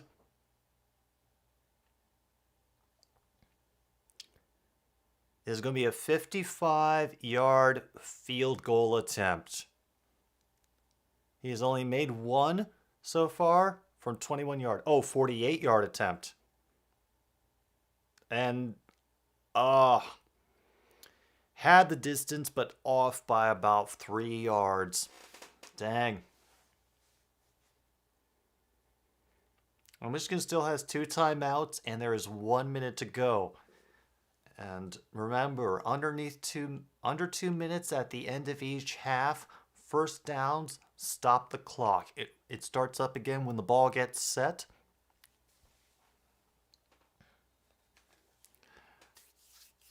But they could do a little bit more damage here before the end of the half.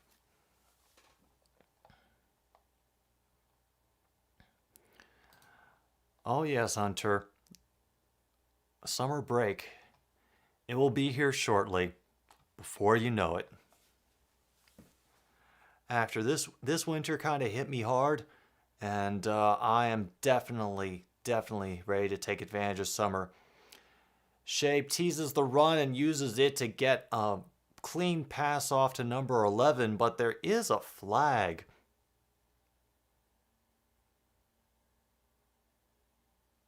Got a hands to the face.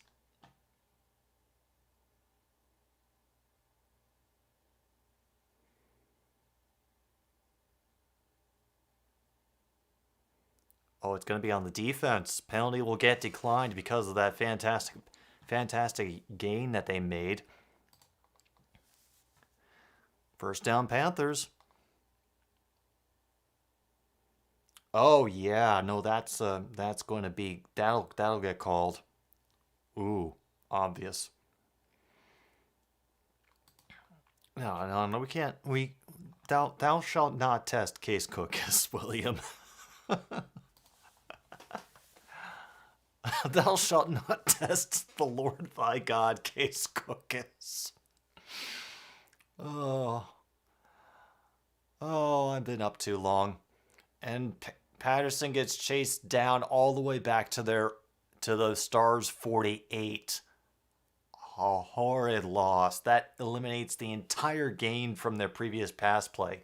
It'll be 2nd and 25. And finally, they take their second timeout. That is rough. But a good job to make things difficult for Michigan by the Stars defense there. Oh. Yes. Let Case Cookus kick it. I gotta imagine back in the early days of football that the quarterback did kick it at least a few times, but I haven't seen anybody seriously do it since Doug Flutie and Tom Brady doing those drop kicks. In 36 seconds, they snap it again. Oh my God, the pass was bobbled at the line and the Stars intercepted it again.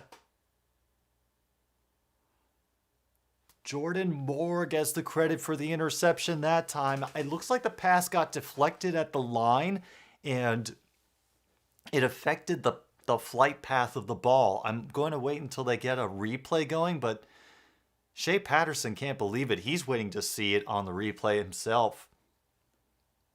Yeah, it got hit at the line. It went completely in a different direction and right into the arms of Davis. That was just bad luck. Such bad luck. I'm not even going to attribute that to Shea. That is just a nature of the game. Sometimes it works out. And Cookus going big down the field for number 14. It'll be easy touchdown.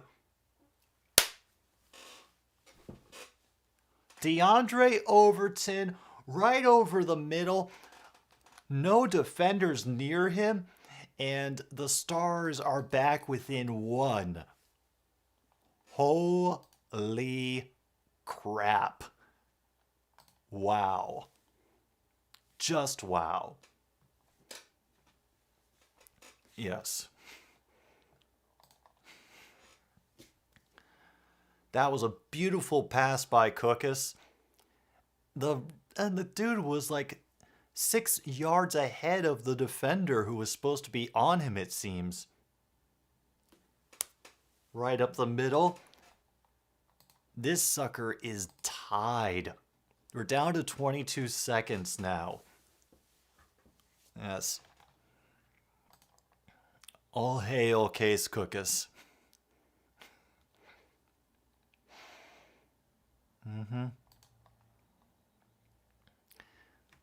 Oh yeah, Chef Cookus.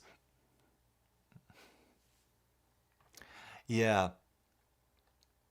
Forget letting Russell cook.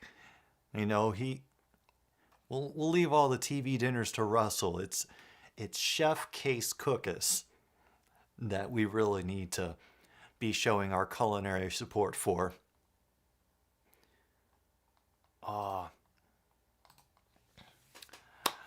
Hey, it's okay, Luke. You know, I understand it's very late over there. You do you. Get some sleep. I'm sure we'll run into each other over the weekend, or at least soon. Take care of yourself. Welcome back, Holly. Hope things are going well for you. And, it's been an interesting first half. Had a lot of turnovers, and we are tied. I honestly, there was a part of my brain that really thought that the game would be like this. When the teams are evenly matched, the games will get often much more exciting. A short kickoff will be fielded at the 20 by number 15, and he will not get any further than the 33-yard line. 18 seconds to go. They might just send Patterson out for victory formation. Michigan was favored by 1 at the beginning of this game. They've already beat the over-under of 33.5.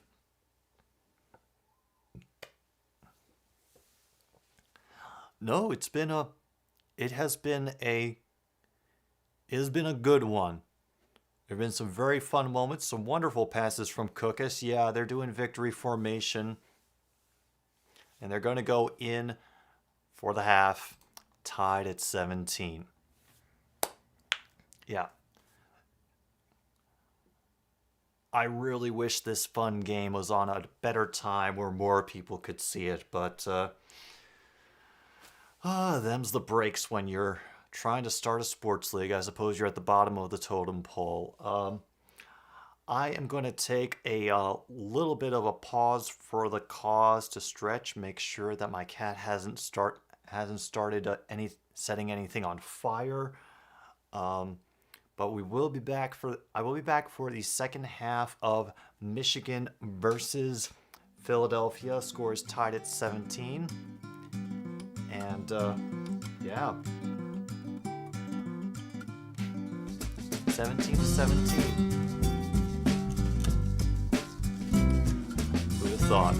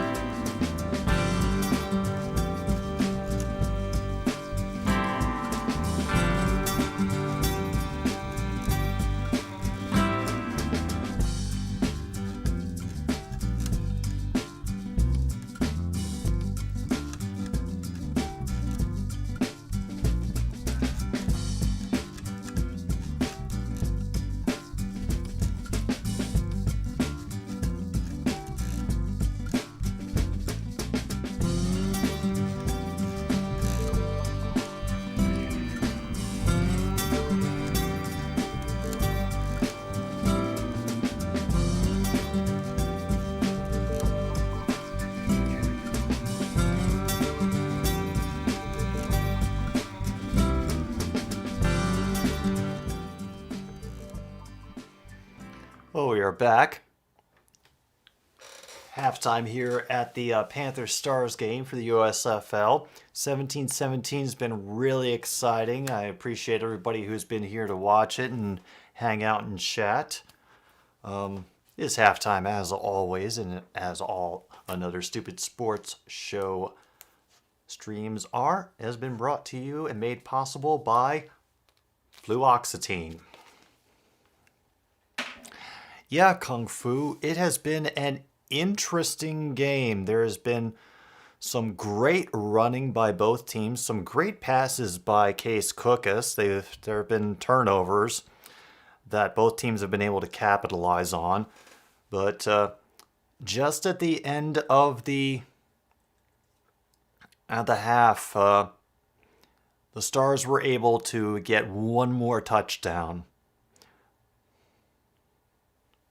Hey, Shea Patterson even ran one in for a touchdown. Like I promised, since we're here at the halftime, I will show y'all the haul that I got today when I ended up accidentally going vinyl shopping at Half Price Books. And, we got some interesting ones in there. It's not just like the usual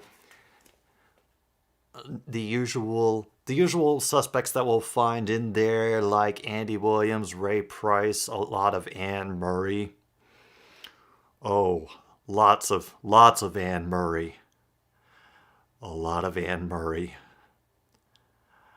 But those ones I will save for another time.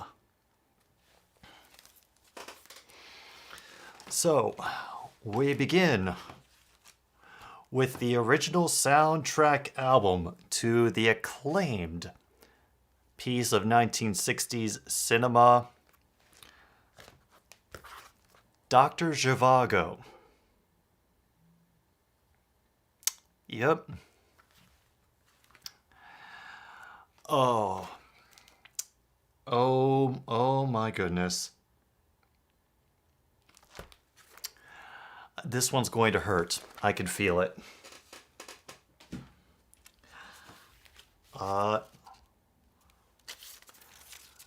Next, we have an album from what appears to be a German group, or an EP. Nope. It is an album. It has two sides, called The Other Ones. I have no idea what this is. I am excited to find out.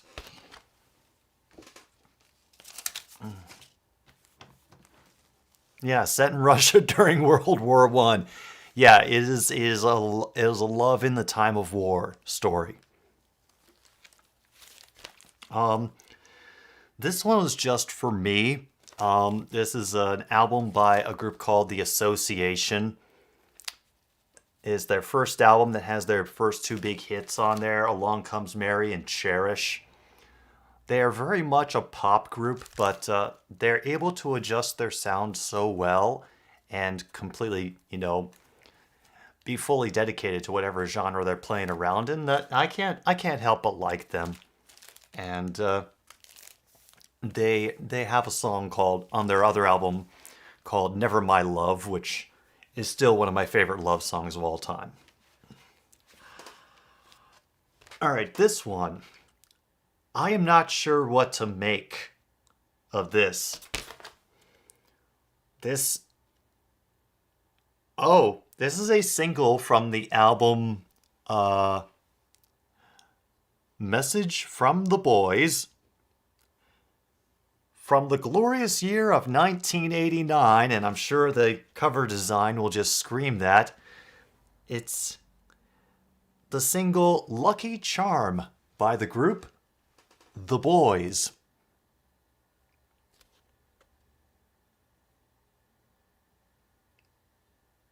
Oh yeah. I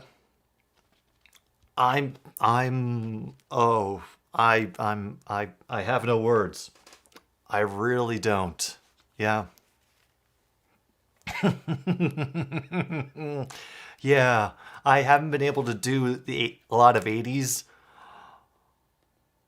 Oh, that's going to be a joy. And of course, because I think this guy was going to show up here sooner or later, we've got some Dan Fogelberg from his Home Free album. I really have no idea what I'm in for. Okay, this one is definitely going to hurt. Dave Dudley. There's a star-spangled banner waving somewhere.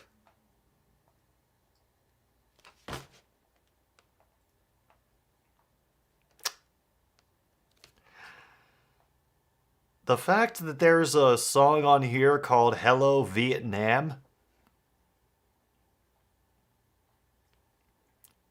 not to mention one called Geisha Girl, I am so,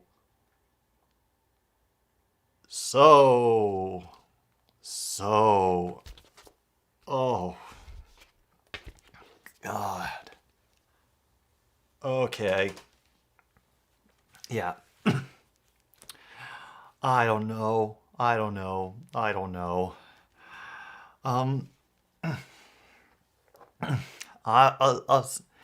Yes, Holly. A steal of what is my question though, because it could just be stealing a part of my soul.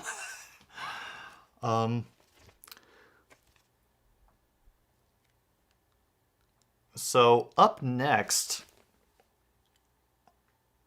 huh?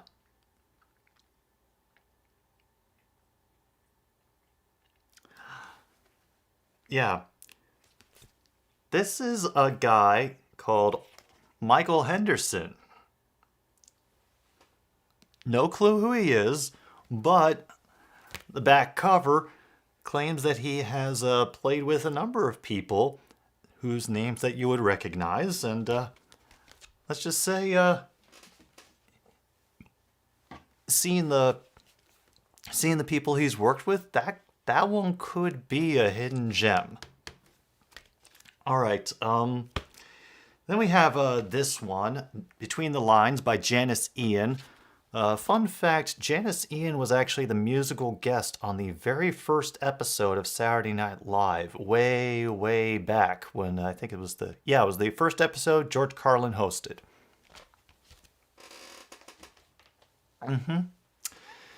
You are right, also a bassist, and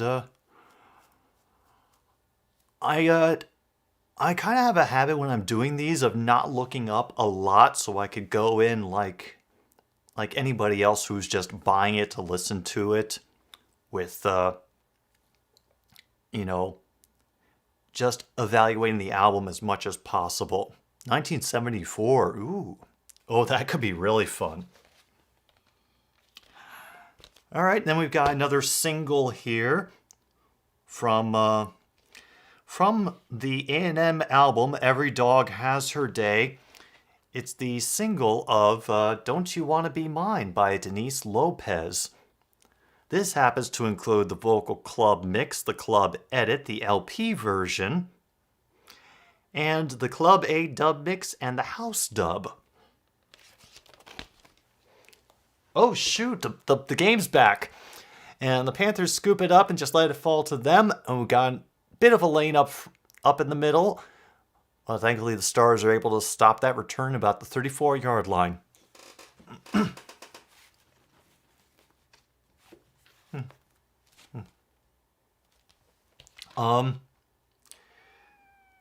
Yeah, I don't know how to describe this one.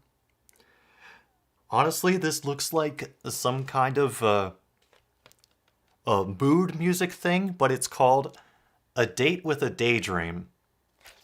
And I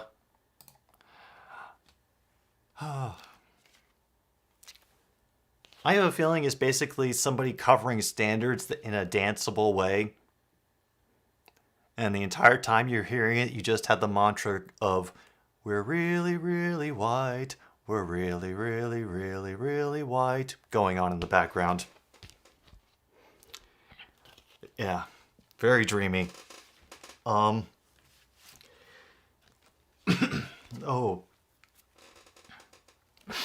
Oh, I am excited for this one because this is a group called Radio. RAYDIO. This is an early effort by Ray Parker Jr. of the Ghostbusters theme fame.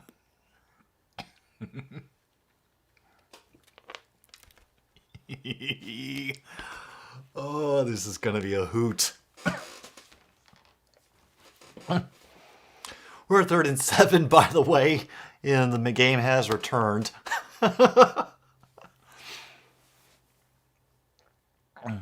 Patterson in shotgun rolls out to his left. Oh. Deflected away by Worthington. Incomplete. Looks like they're going to have to punt. Okay, last two. Found myself another... Oh, God. I got this... It looked like a compilation album. They call it Modern Sound Album. Oh. Basically, it's a lower tier record label using studio musicians and cover bands to sell covers of popular songs. So you'll get James Brown, It's a Man's World, covered by someone named Leroy Jones, and the Rolling Stones' Painted Black, covered by the Jalopy 5.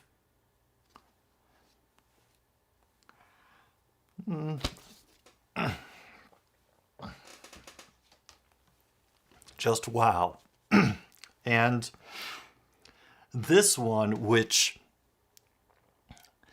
this is my fish in a barrel pick, honestly. The Jalopy 5, Ava, don't... Yeah, Kung Fu knows who the Jalopy 5 are. Are you really that out of touch? I'm kidding. I'm kidding. Such a good time. Yeah, there was a punt that happened. I don't know. There's a game somewhere. But yeah, this is the one that was just like, oh, I need to pick this up because it has all sorts of wonderful things that I know I'm going to have to talk about.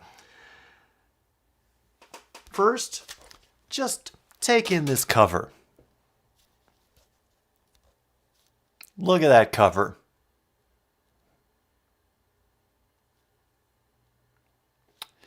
That is Linda Ronstadt looking, I will say politely, extremely 80s. Oh. Yeah, no, that's an incredible dress. Yeah, this is a... Yeah.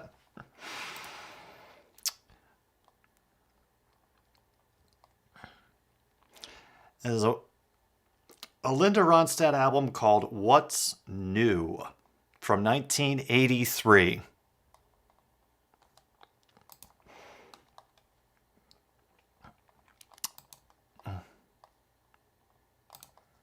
Maybe.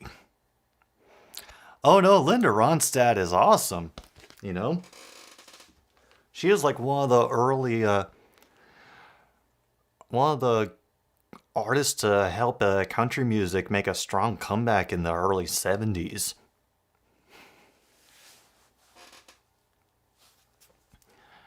And not only that, but she's also responsible for giving us the Eagles. Because that was they were her backing band before they split and went off on their own. All right, here we are, 1st and 10 now.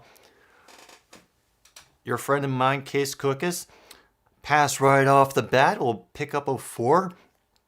Reception by number 11 and about the side on the sideline. Be 2nd and 6.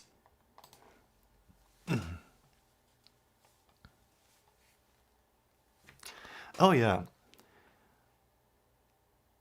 I'm pretty sure my dad had a very heavy thing for Linda Ronstadt because there were more than a few albums of hers in his record collection. All right, 2nd and 7 now, by the way. Cookus drops back to pass. Immediate pressure, and the ball is just not handled by DeAndre. And Cookus is pointing at himself, saying this bad throw on his end. 3rd and 7 now.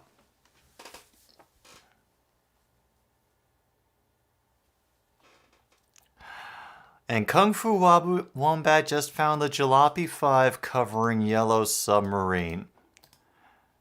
Did you know?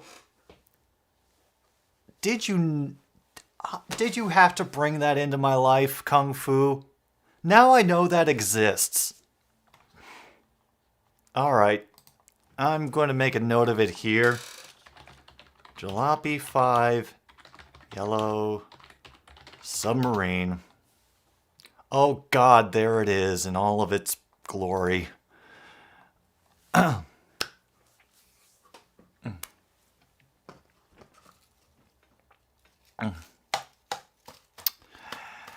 Oh, yeah. Oh, Holly.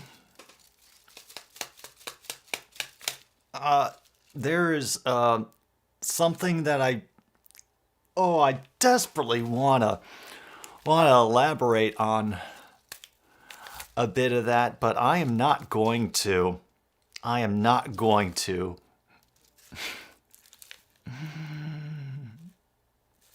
Oh no. Yeah, party favors. Oh, and a great pass by 14, just sweeping across the middle there. That will move the chains for the Stars. Yeah, this is yeah, I'm showing restraint in a number of ways right now. This is basically one of my props that I'm going to have for when I use in a video for when I pretend I'm adding a little spice to my life, shall I say. There's a reason it's green. On a great job by number 5 for the Stars, just bull rushing through the tacklers there. Colburn gets 7 on that run from scrimmage. In due time, Holly. In due time.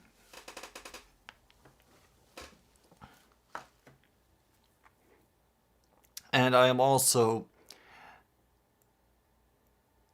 Well, I'll just say this. Although it is bad to speak ill of the dead,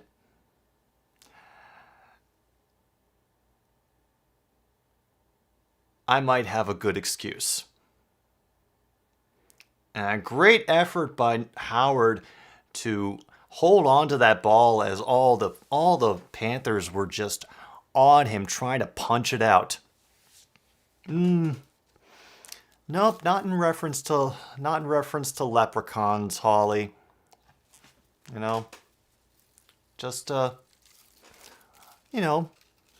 something that had a little bit of spice. And I also figured out lately that in order to add a little spice to my life, I don't need as much spice as I thought I did. That's a pro tip for all you kids. You don't need as much spices as you think you do. It's up to your own personal tastes and tolerances. How much spice that you consume on a daily basis. Everybody is different. Keep track. Figure out what works best for you so you don't end up like me, passing out at parties and then having people stack stuff on your head.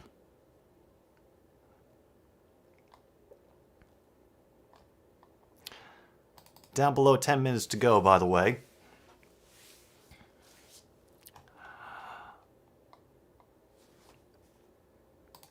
Yes. Kung Fu gets it. Spices.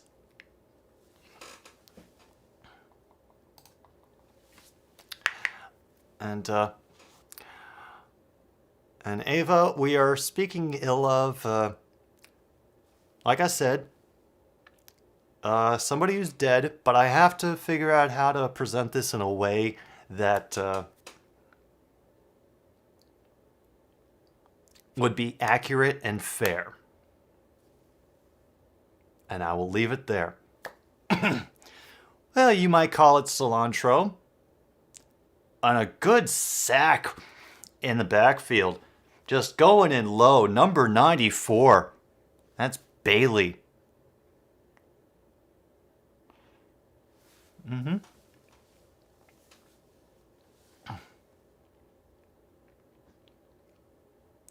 Oh, he tried to push him off to another somebody, but 94 just slipped through, fell down, and just held on to Cookus's ankle for life. Good effort by him. I gotta applaud that. Now we're at 2nd and 18. 8 minutes to go. And once again, a Stars player runs into their own blocker and only gets 2 yards. We're down to 3rd down and 20-something.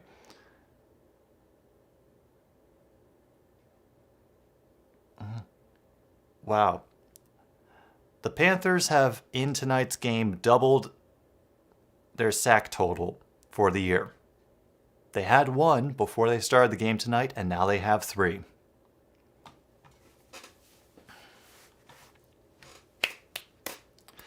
Third and 16 now. Terry is out to Cookus's right in the backfield. They fake the handoff to him. More pressure immediately from Bailey, and Cookus is going to have to run. He will absorb the hit at the 20-yard line. Oh.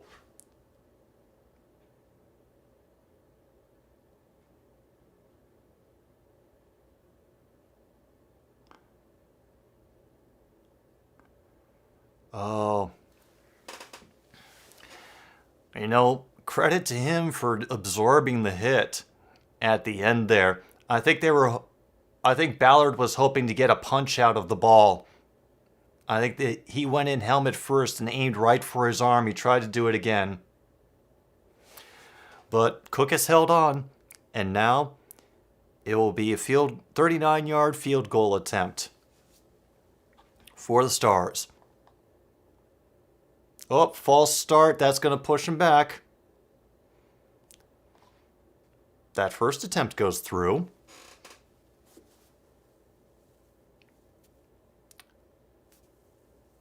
Yeah, that was pretty obvious false start. Even I noticed that false start, and when I notice it, that means you did it badly. 4th and 12 now. This will get extended to I always forget. Yep, 44 yards. I can math. I remember what's going on. I can count. I promise.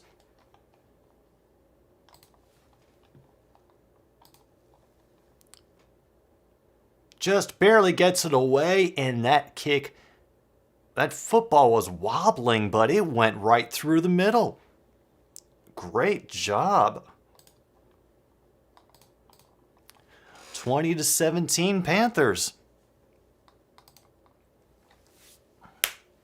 Fan-frickin-tastic.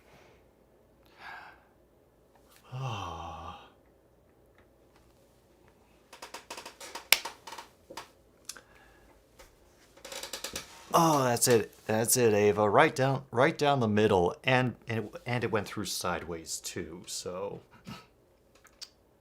wow. Good times. And for some reason, the volume in my monitor just jumped up like 20 decibels. Good. How are you all doing out there? I mean, I've been talking so much this evening, I've barely given you all a chance.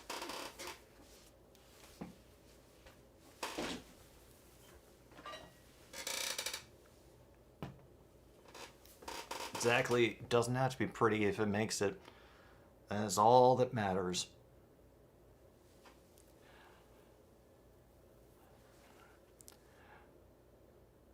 Oh, I'm sure that somebody is putting together a terrible Kicks of the USFL compilation.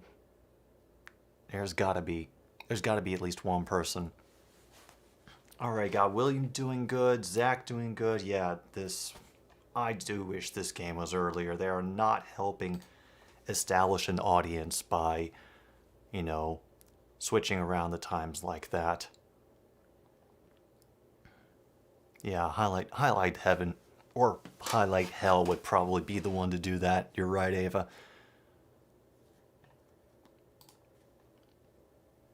Nice. Nice. Yeah, Kung Fu,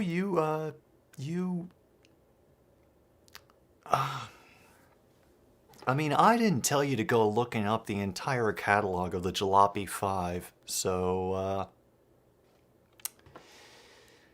that one's on you, bro. Sorry.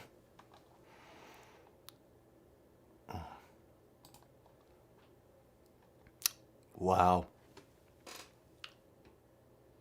There goes the monitor again. Oh, Kung Fu. Oh, you're gonna have fun with the next episode, Kung Fu. Oh God, why? What have we done? We've gotten people curious about the Jalopy 5. Is that what my legacy is going to be from this damn series? Is getting a renewed interest in the Jalopy 5? Oh no! Oh, what? Yeah. Yeah, the Sloppy Jalopy 5. That's that honestly, Ava, presenting it like that, it sounds like some kind of like horrible fraternity initiation ritual. Wow.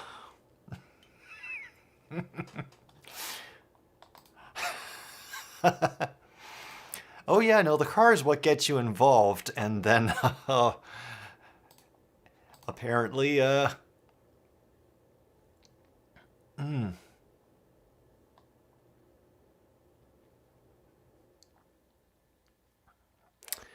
well, Kung Fu, you've definitely given me a great deal to prepare for and think about. Oh, yeah. Well, that makes a great deal of sense, Holly, since I imagine most jalopies from that time are broken down and in a decrepit state. Unless they're in a Hollywood backlot. 2nd and 12 now. Oh, I remember there was a game. Patterson gets rid of it before the pressure. Is that another pick? Oh my God, is that another pick? Oh no. Wow. Number 8 is limping as he comes off the field like he went all out to make that sideline grab.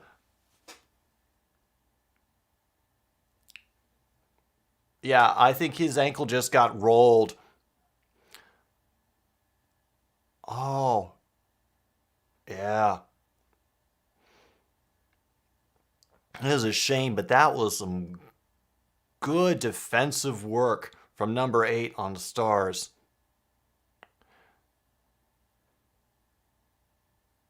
Oh, wow. Incredible sideline interception. Just jumping the route and getting in the perfect position to steal that away. Great job. Oh, you found the Yellow Submarine cover? You know, do whatever the modern equivalent is of girding your loins, Ava, and don't hurt yourself. I think they're reviewing it right now to see if it actually is a catch. Yeah. Oh no, that's 2 feet.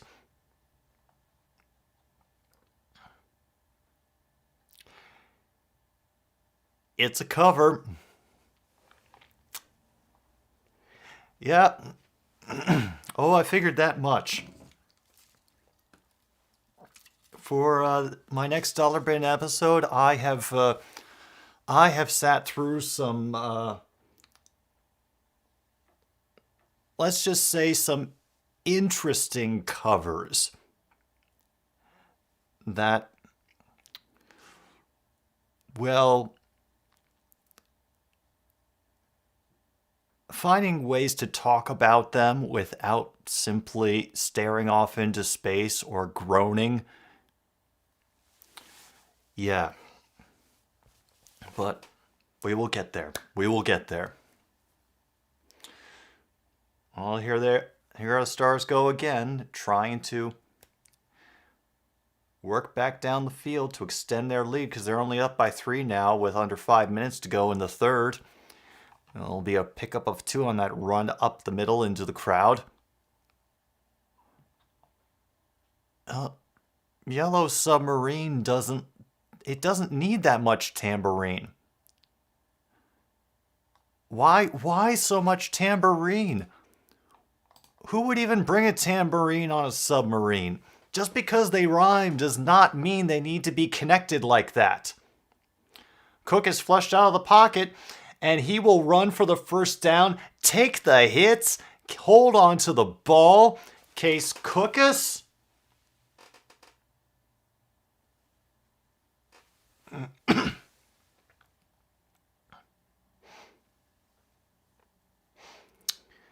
He is doing a great job of protecting it every time. They're going for their turnovers on him.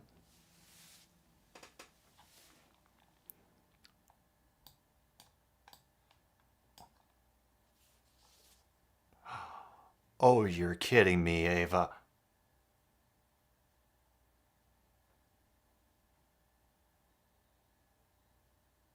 Oh.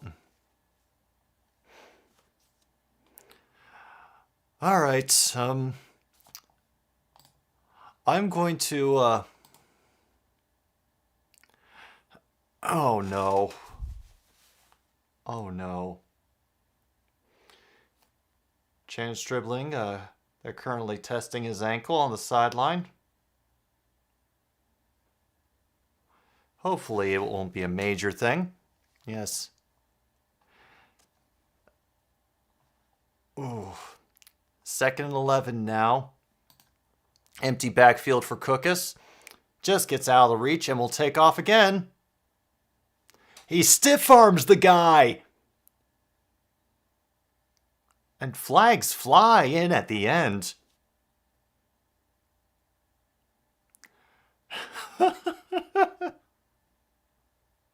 And they're calling the Panthers for a horse collar. Oh, yeah, Case Cookus is going off. This is officially Case Cookus Day. Oh, yeah.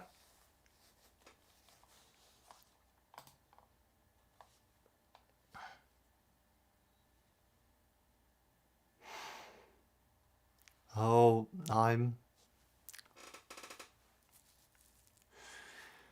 yeah. The timing is weird on all the streaming. I had a feeling that somebody would be ahead or behind. Down under 3 minutes to go. And that play gets blown up immediately. They're going to be out beyond the 10 now. Great job by Palmore and the rest of the Michigan D-line from getting back in there.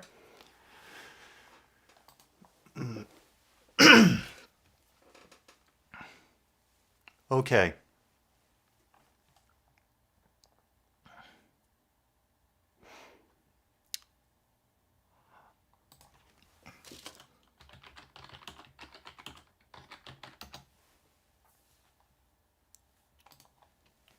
Let me just make a note of that. Kansas City Star song.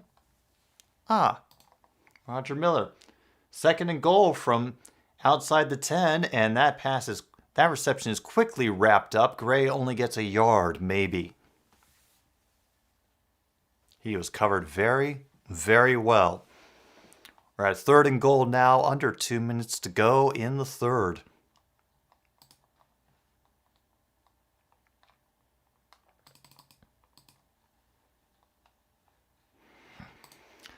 You know, someday I'll have all these things organized, and I won't be spending so much time aimlessly searching for windows as I stream, but today is not that day.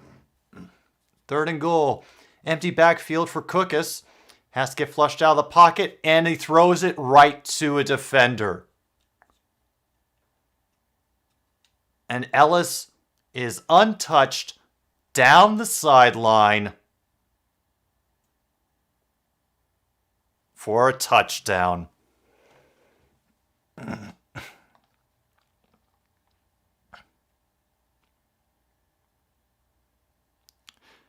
Wow. Just wow.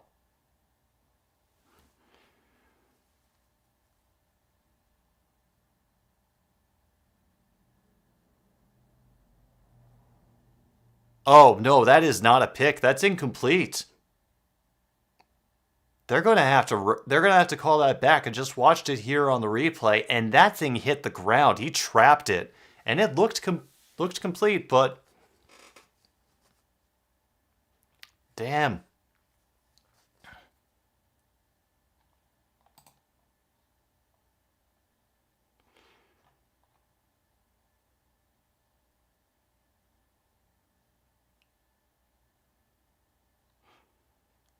Very fortunate that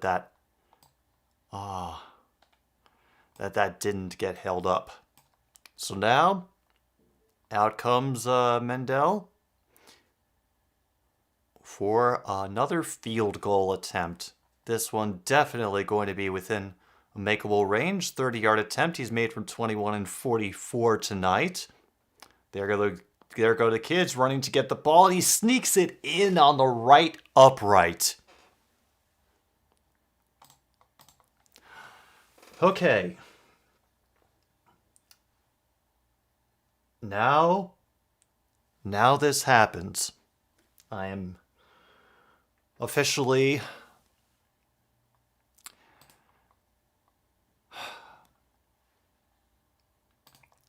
I have to bring myself to do it. This is very, very sad.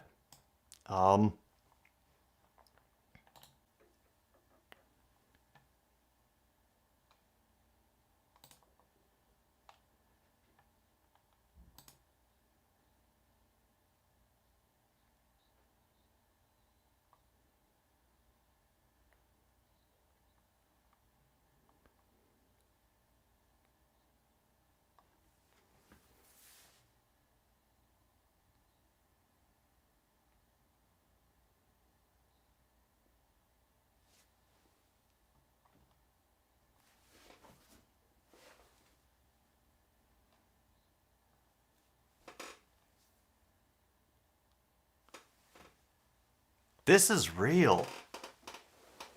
Oh my God. This is a real thing. They sound like they're using the Metallica snare drum from Saint Anger.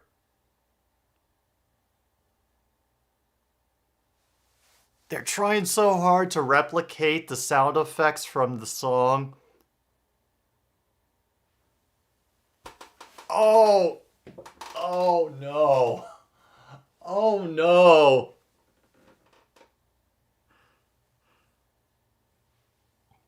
What is this?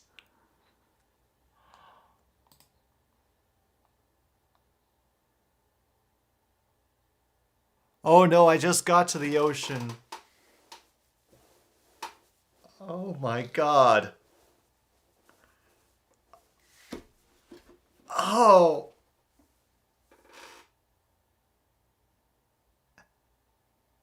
It's a single acoustic guitar.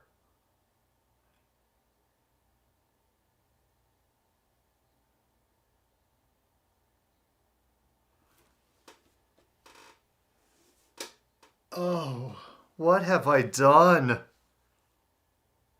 What have I done? In the name of God, what have I done? Oh, the kickoff's back. Alright, I need to check something real quick. Oh my God! If that's what they did to Yellow Submarine, I am scared to hear what they did to Paint It Black. Oh, God.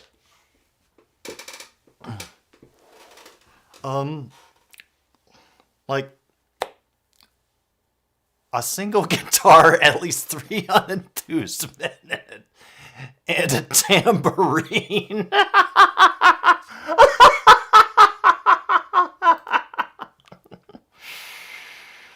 Yeah.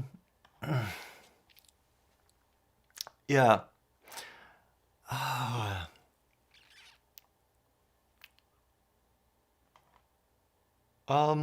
Yeah, don't forget the rooster. There's a game going on. Well, as Groucho Marx would have proudly said, I don't want to belong to any club that would have me as a member. Alright, personal foul on Michigan for something, I don't know. We're dealing with much more important issues right here. They covered Hey Jude. No, they did not cover Hey Jude. They did not need to cover Hey Jude. Oh my God. Wait, he's getting called for a personal foul for laying down a block? Oh,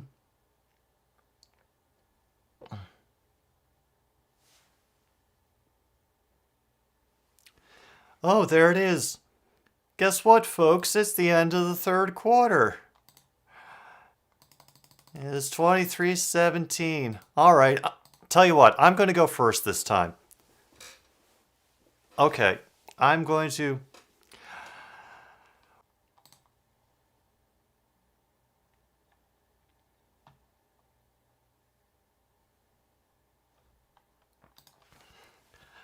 By the way, if anybody notices some weird things going on with the video, apparently OBS is having connection issues right now.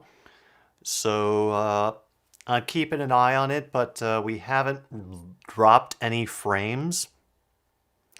It's just, I think something on my end in my computer. So, if that's happening, that's what... If any of you are experiencing weird things with the stream, that's what's going on. The Jalopy 5 Hey Jude. Alright, I am so afraid of this. Well, at least it's only 5 minutes and 37 seconds.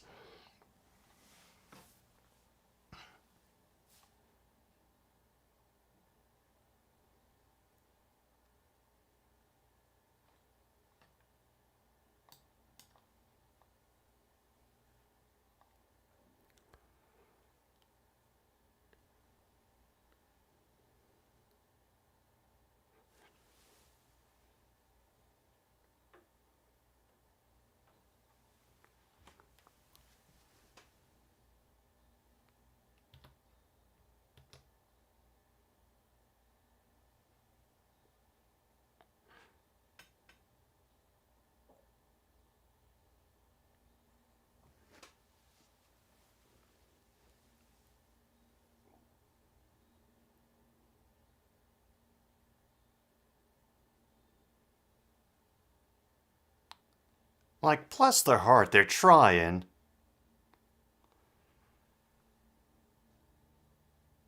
Oh, bless their hearts.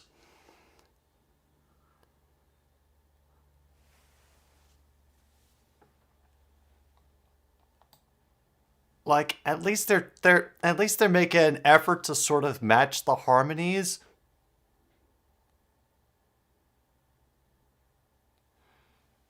The soul is just gone.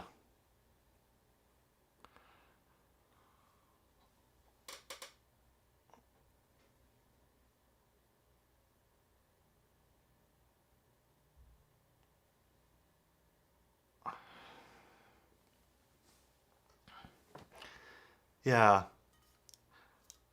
Like, this is seriously making me consider popping open another beer.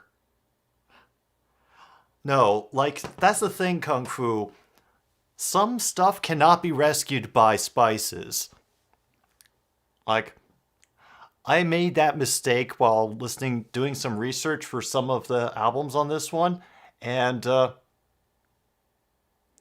great job by the stars and cutting off a reverse right there.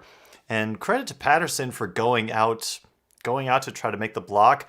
Holly, save yourself. don't touch this unless you're in I don't know what kind of mood you would have to be to watch to listen to this.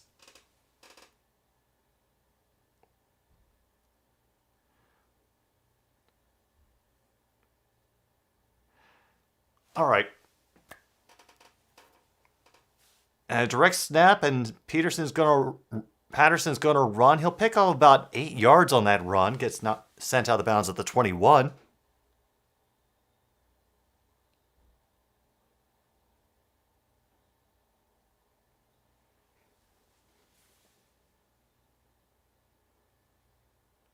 I'm at the na-na-nas.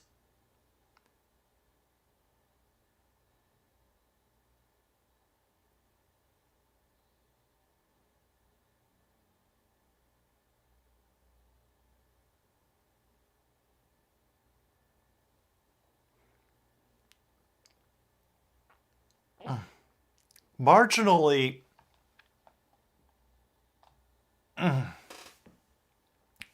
Oh my God, Shea Patterson he's taking this game into his own hands. He has run across midfield and tackled out of bounds at the 43.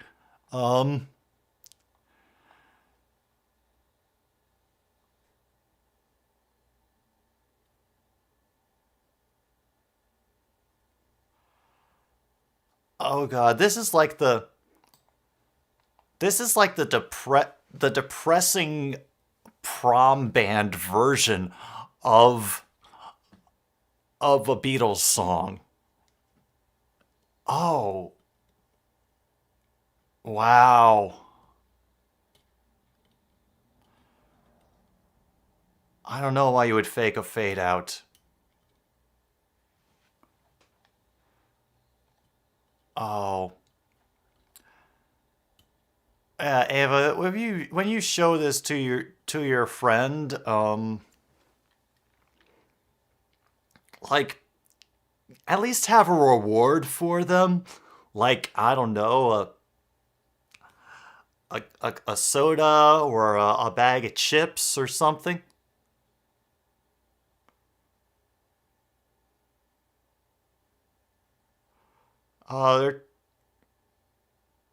They're trying to get the Paul McCartney vocalizations in. Yeah.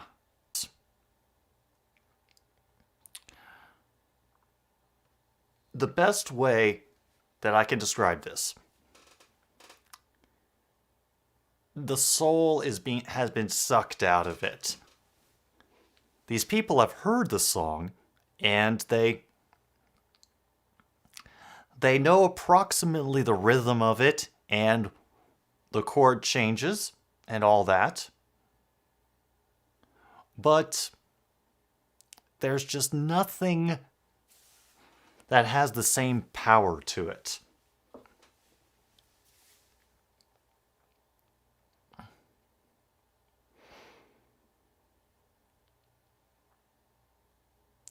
Ooh. Near great completion by Ross, just in and out of his hands, incomplete. All right, I think that's going to do me well for the Jalopy 5 tonight, because I'd like to keep some optimism about the state of the world, and that's not going to help me. Oh man, he nearly had that. It got knocked out with the contact from the ground. That was a shame. Still at the Stars 32, 2nd and 10, and there's going to be another big run up the middle. Is that Corbin again? Yep, he moves the chains for the Panthers. Down under 11 minutes to go. Oh, wow. Next first down is at the 5. They can have a short goal attempt if they really need it. And they might want to do that to try to burn time.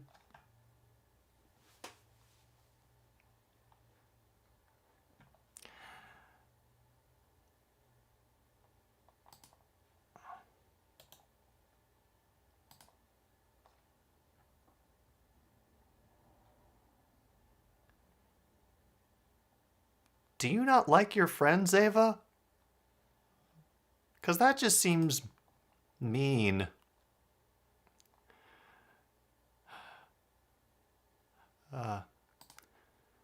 Kung Fu, Jinx.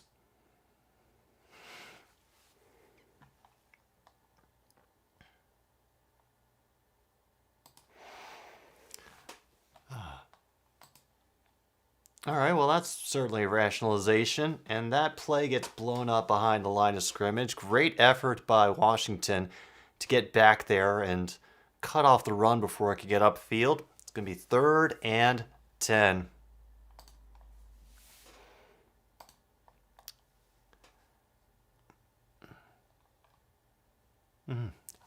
No honor among thieves, I suppose. Well, here we are now, under 10 minutes to go. 23-17, Stars leading the Panthers, but Michigan is on the Stars' 15-yard line right now. And they are going to attempt... Oh. It was a nice attempt, but number 4, after he got blocked and taken out of the play, was able to reach out and snag the heel of the runner to bring him down. 4th and 6.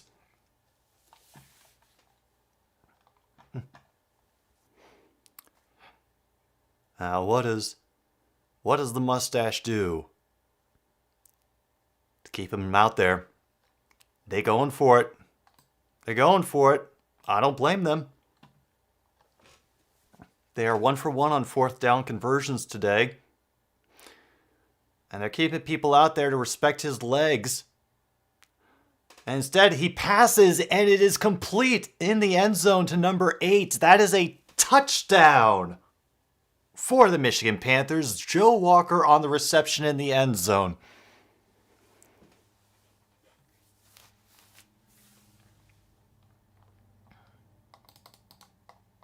We are now tied at 23. And I think more people would be able to enjoy this game, maybe if it weren't going on at 10 fucking o'clock at night Eastern.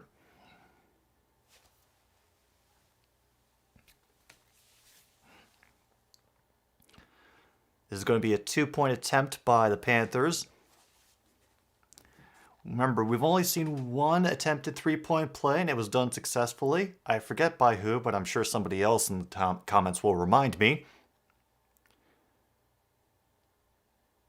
And an easy strut into the end zone for Scott. Very successful on that 2-point play. They had the Stars defense fooled the whole time.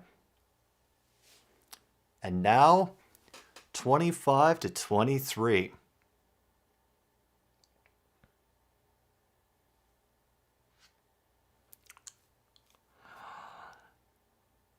This could get interesting as we're getting down to the end. The 3-point attempt is one chance to get into the end zone from the 10-yard line, instead of the 2-yard line like it is for the 2-point.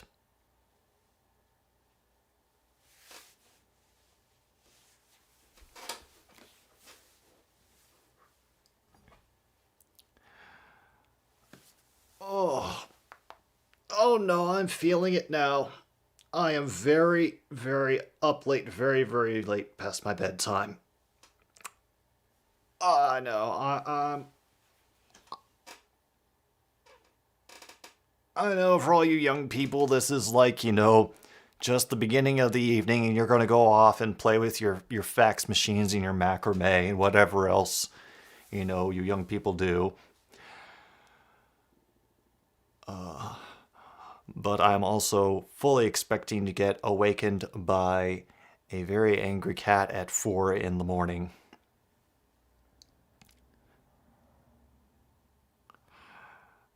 Oh, it's not going to be pretty.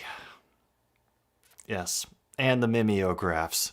Oh, I didn't think the mimeographs were still around.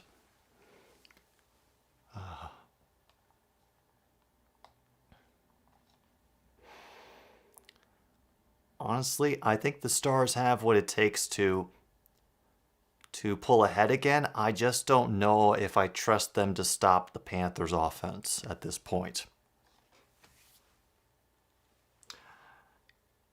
Kind of sucks, but yeah. This is going to be a nail biter down to the end. Oh. Your rotary phones, Ava? Delinquents, all of you. All of you. Yeah, I just checked on her, Holly. She is still currently sleeping in my laundry. That has been her favorite place for the past couple of days.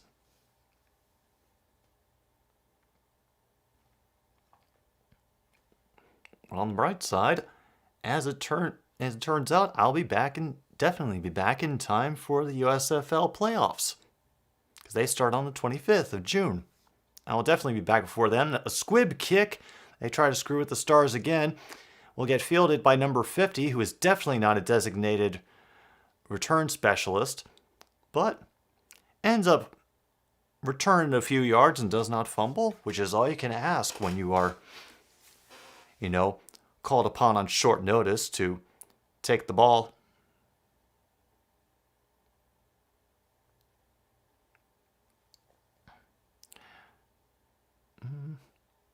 Honestly, Holly, for the plural of Rolodex,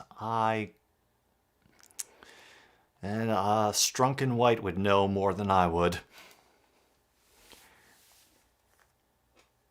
Yeah, she actually scared the hell out of me today because I hadn't been disturbed by her for a couple of hours and I could not find her in any of her usual haunts. And then there she is, right in the laundry after I got freaked out and searched under everything and into the one part of my basement where she can actually crawl behind the wall. I thought for a moment she had gotten stuck in there because I couldn't find her anywhere else. And then, nope, laundry. Pet ownership. I recommend it for everybody. Keeps you on your toes. Well, getting close to 8 minutes to go now in this final quarter. Stars are at 2nd and 3 on their own 47-yard line. 3 receivers out to Cookus' left. He'll pass it to the right. And a good job by Williams to force Terry out of bounds a yard shy of the first down marker. 3rd down and 1.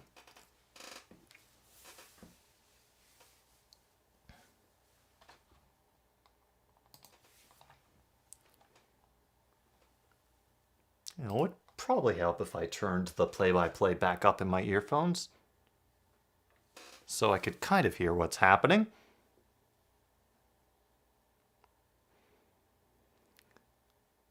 But Case Cookus says we're good, so I'm assuming we are good. Hit as he throws, and that causes the ball to sail over the receiver's head.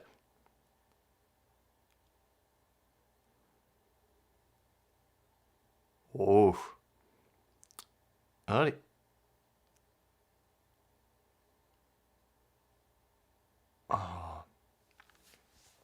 Just unimpeded to the quarterback, but he got off the field on his own power, so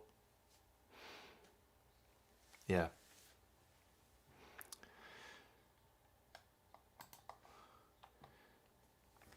Exactly. It is mind games and taunting all the way. The punt gets off just in time. Fair catch is called for. Wait. It bobbled.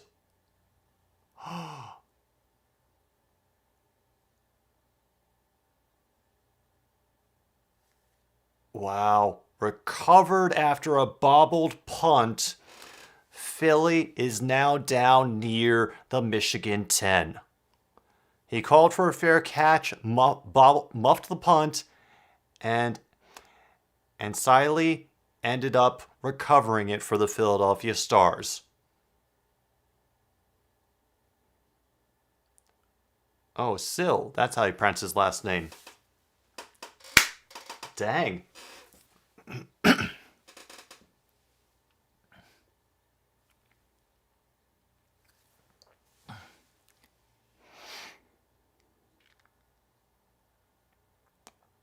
Oh, God.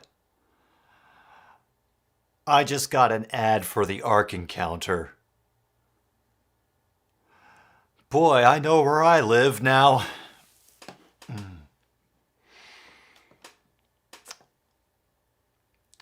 First down and 10. Good dodging by Terry to avoid a tackle or two. Will end up gaining 4 after much dancing and weaving. Now we're down to 7 minutes to go. The Stars willing to take their time as they feel they're in a good position right now.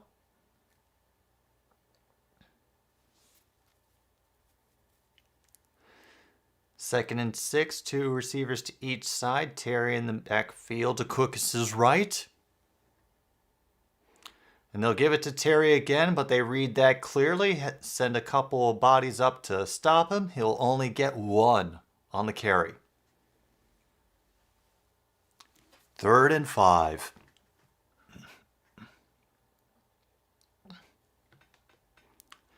And they are currently down by 2. So yeah, field goal will put them ahead. But would they be able to stop Michigan? The Ark Encounter, basically it's a biblical tourism spot for a basically recreated Noah's Ark.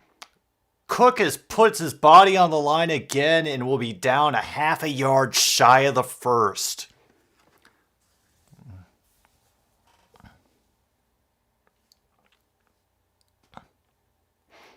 Be 4th and 1 officially.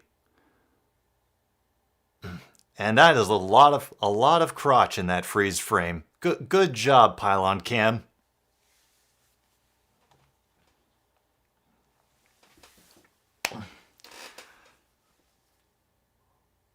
Uh-oh. They're going to have to call... They're going to get flagged for a delay a game? Nope, they called timeout. So they don't get the delay game.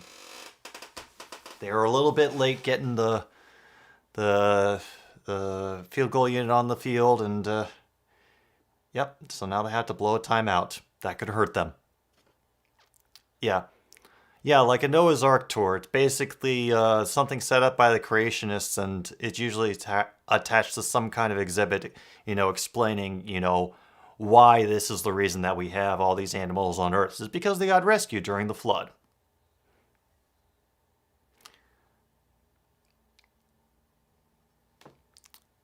I'm not positive, but I'm also...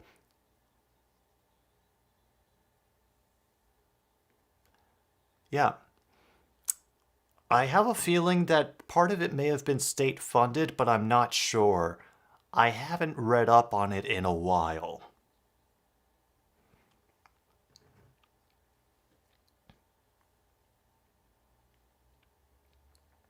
Yeah.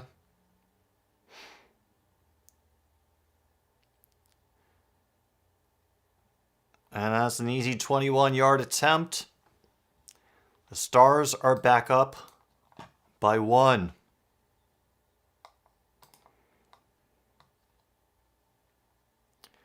.5:17 to go in the game. Yeah, I might be mistaking it for the Creation Museum, but like I said, don't exactly quote me on it. It's been a while since I looked in. I actively kept up on any of those all this creationist nonsense. Oh, by the way, children, kids 10 and under get in free to the Ark Encounter. Yeah, rarely. Yeah, Ava. Oh, there is a whole wide world of odd things.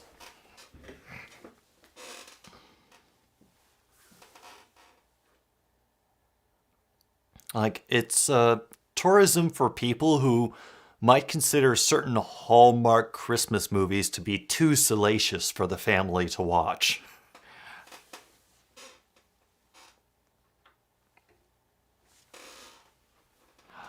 Ugh.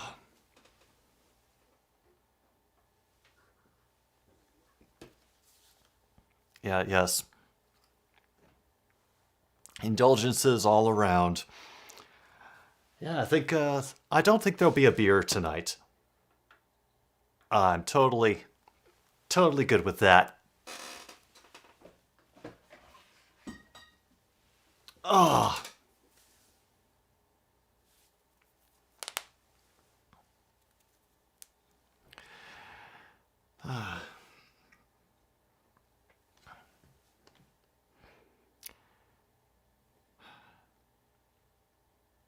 Yeah.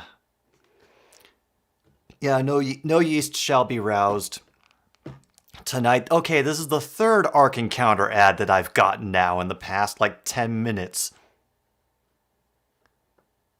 Wow, they're really pushing the Ark Encounter.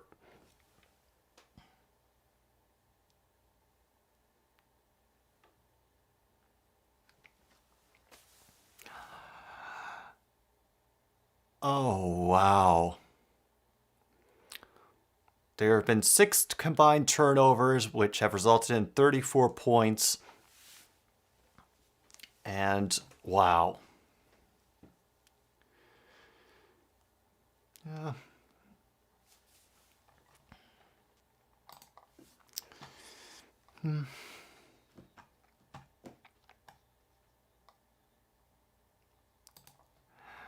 I don't, I don't know. Maybe it's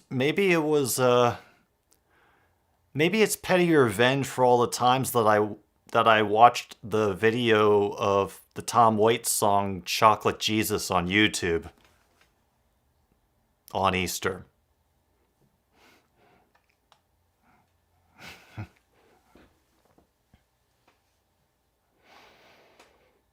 Yeah. Well, also that, and also the fact that we were openly praising Case Cookus. That would actually be kind of severely fucked if they were giving me ads based on what they got from listening to my stream as it's going out over the air. That would be supremely fucked. Oh yeah. Oh yeah. Oh. It's got to be a chocolate Jesus. Makes you feel so good inside. It's got to be a chocolate Jesus if you're going to keep me satisfied.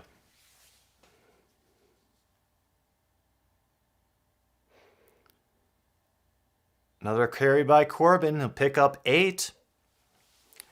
And now we're down to 5 minutes. I think they're just assuming that they can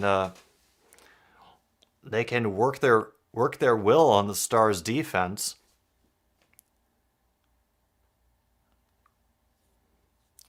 Now we're at 2nd and 3. Motion by number 7 across the field. It's read very well that time. Washington tackles him for no gain. Yeah.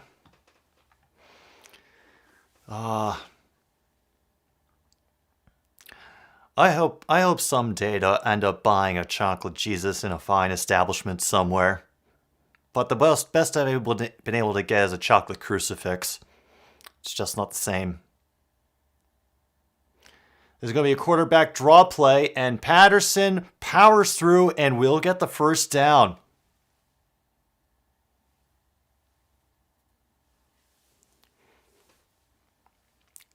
Game respects game, man, Pat.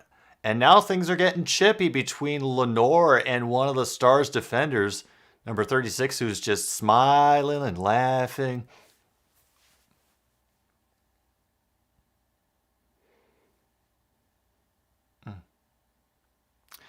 No, unfortunately, the crucifix did not include Jesus.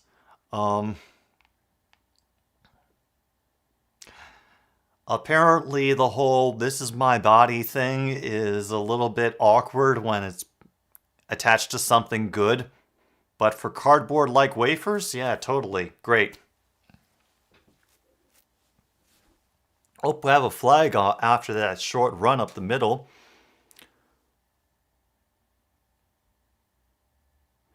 Oh, No flag on the play. That was a perfectly eligible formation.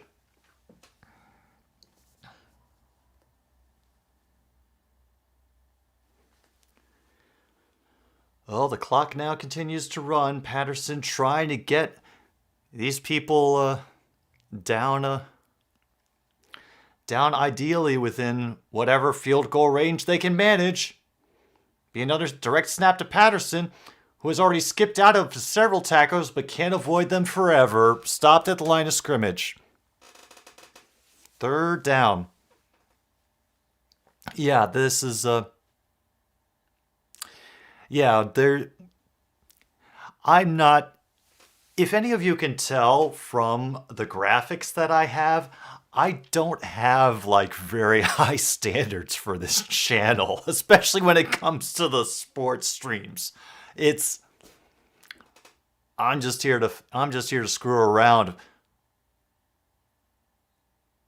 Oh, Walker will get credited with that catch. Had to stretch out really far for it, but the chains get moved, and now they're having to hurry themselves up.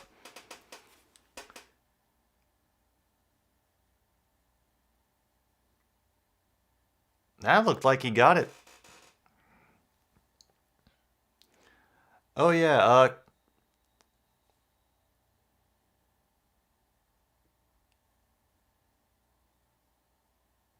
a replay booth just buzzed in.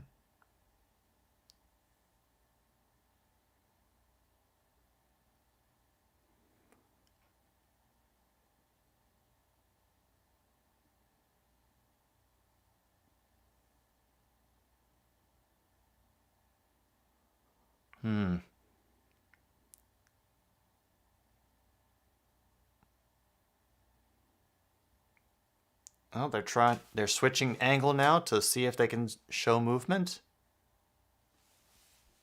Oh, that's tough.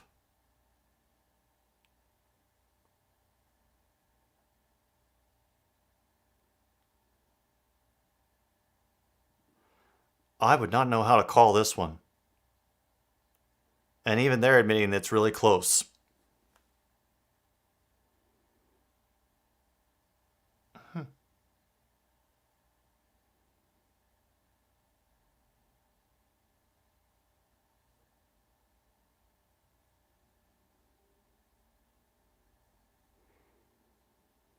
The odd thing is that as the right hand is coming down, the left hand has control, but the ball moves when the right hand comes down on top of it, driving it into the ground. So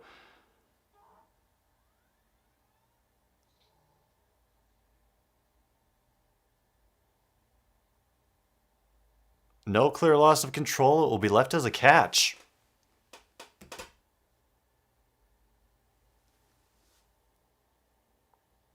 Damn. Oh. Like, see, this is one of those moments when I'm really glad that they're doing the behind the scenes stuff with the replay, because then you get to hear their logic for it and it becomes understandable. I love that. Ava, if you want to, easiest probably be to pass it on to me through Twitter, if you can do that. We're down to 2 minutes to go.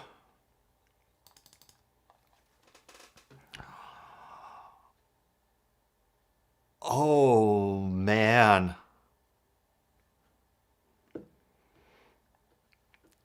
Oh. Thank you. And since they mentioned the schedule release for the NFL coming up this Thursday, I did want to reiterate that I do have a couple of bets sitting on the season this far. And one of them involves the Lions' record for next year. I am predicting the Lions will go at least 6-11. And if they do not,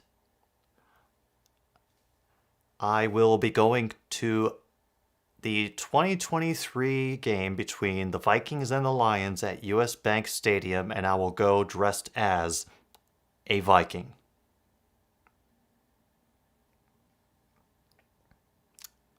There is a reason that the beard is being grown out. The other bet that I have made with one of the mods is between the Packers and the Lions next year, and all the Lions have to do is just win once. But this mod, Ben, he doesn't think that the Lions will beat the Packers at all next season. And so if that comes to pass, that the Lions go 0-2 in the regular season versus the Packers next year, then I will do a live stream doing as much as I can. Yes, they did win once against the Packers last season, but you never know. Okay, nice run, short of the first down. Shea Patterson is bleeding. For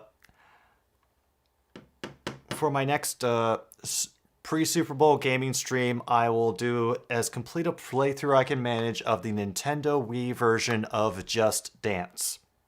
So you'll want to hang on for that.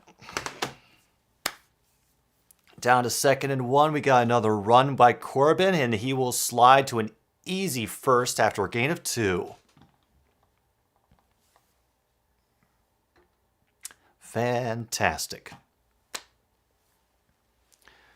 Down to 119, the Stars have taken their final timeout. Yeah, that's why I figured that this time I should feel more of the pain than last year when I was just along for the emotional roller coaster and I was just inflicting psychological damage on everybody who was watching. This time, make the popcorn, tell your friends, and, prepare for the embarrassment. I will attempt to complete Just Dance to the best of my ability. Oh, yes. Doki doki.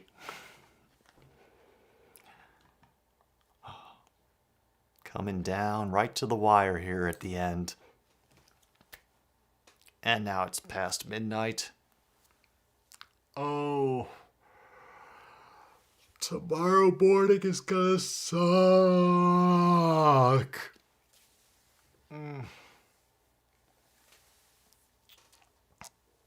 Oh.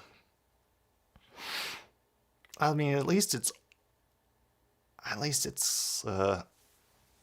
getting done within a reasonable amount of time, I suppose, but I'm also feeling like they're backloading a lot of ads into this final ad break. Oh, I'm positive she is, Holly. She's probably hiding in your recycle bin, just plotting.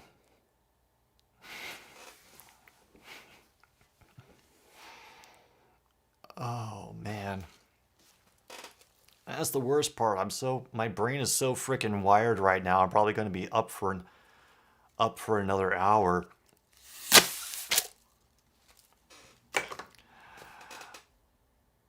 Oh. Another advertising.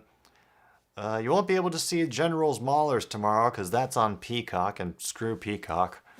This is the only game I'm going to stream this weekend, by the way. I figured this was enough of a big event that it could cover us for the whole weekend.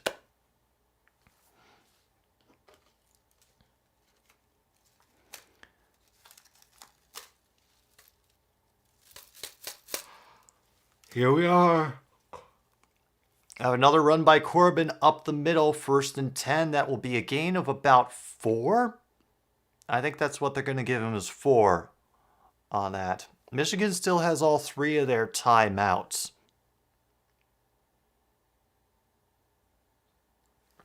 And they are within, ideally, very much within field goal range.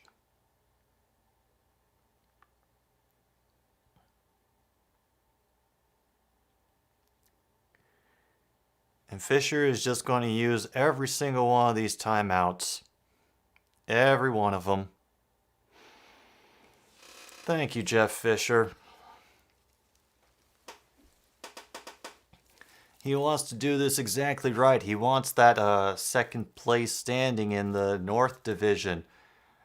Oh no, don't go for another break. Please don't go for another ad.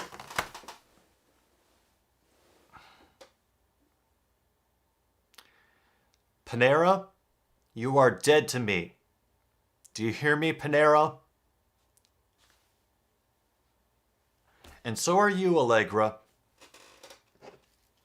Ugh. Ah. Ugh. One of my favorite television moments, still to this day, was the one year at the Grammys when Frank Sinatra got a Lifetime Achievement Award and he got played off by the orchestra. They cut him off early in his speech. So later that night, Billy Joel was performing.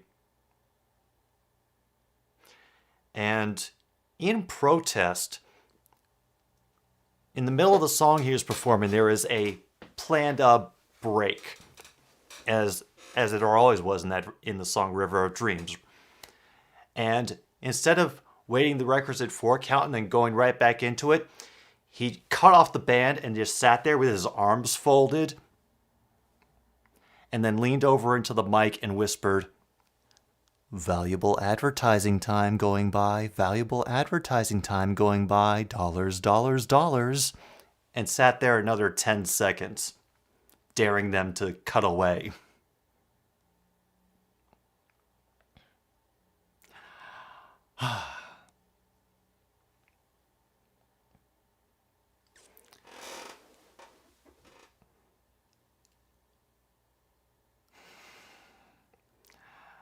I'm old.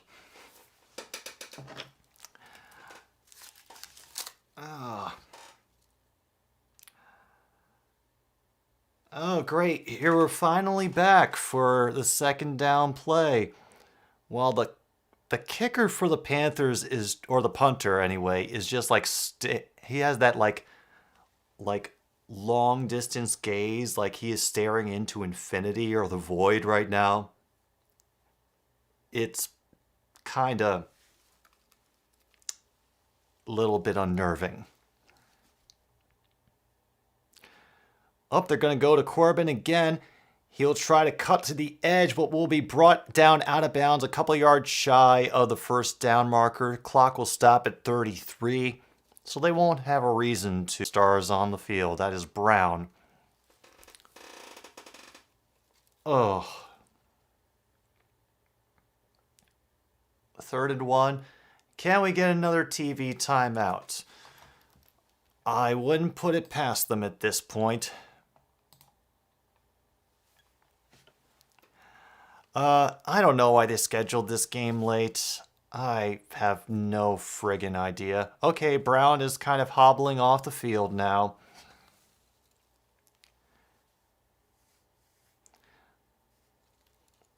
Oh. Right now, it's only the hope that Case Cookus can get his first win as a starter that is keeping me up for this. That and the party favors.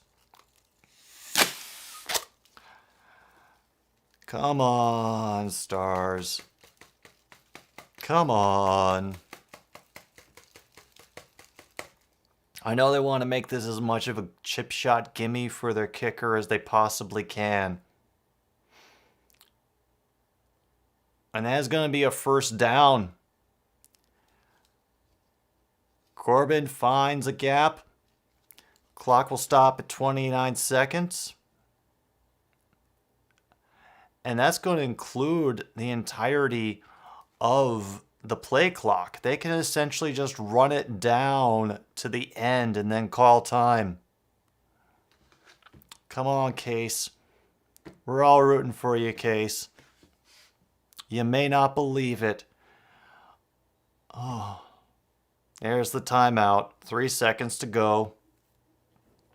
It's not looking good, but now we have to depend on the inconsistent kicking of the Michigan Panthers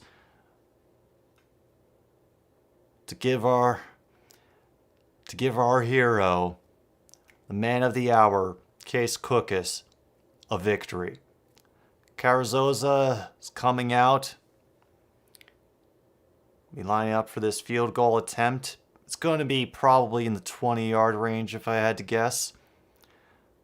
21-yard attempt. There are no timeouts for the Stars. They cannot ice him. The only thing that can ruck Carrizosa now is Carrizosa himself. Wait for the snap. Kick is up. And he knocks it off the crossbar! Off the crossbar! The kicking game fails Michigan again, and the Stars pull out the 1-point win. Holy shit! Oh, man. Wow. Horrible luck for the Panthers, but oh, what an end to the first unofficial Case Cookus day. Yeah, they all have such terrible, inconsistent kickers. For me, it adds to the fun, because nothing is a sure thing. It's not automatic. Jeff Fisher is about to eat his own head in anger. The Stars coach is happy as hell. Case Cookus is now 1-0 as a professional starter. And, yeah. Happy Case Cookus Day to all of you. I gotta take the time to thank all our sponsors, which includes our new sponsor this week, Fresh Prints by Tokyo out of the Drill Clothing Company. Of course, Sioux City Sarsaparilla.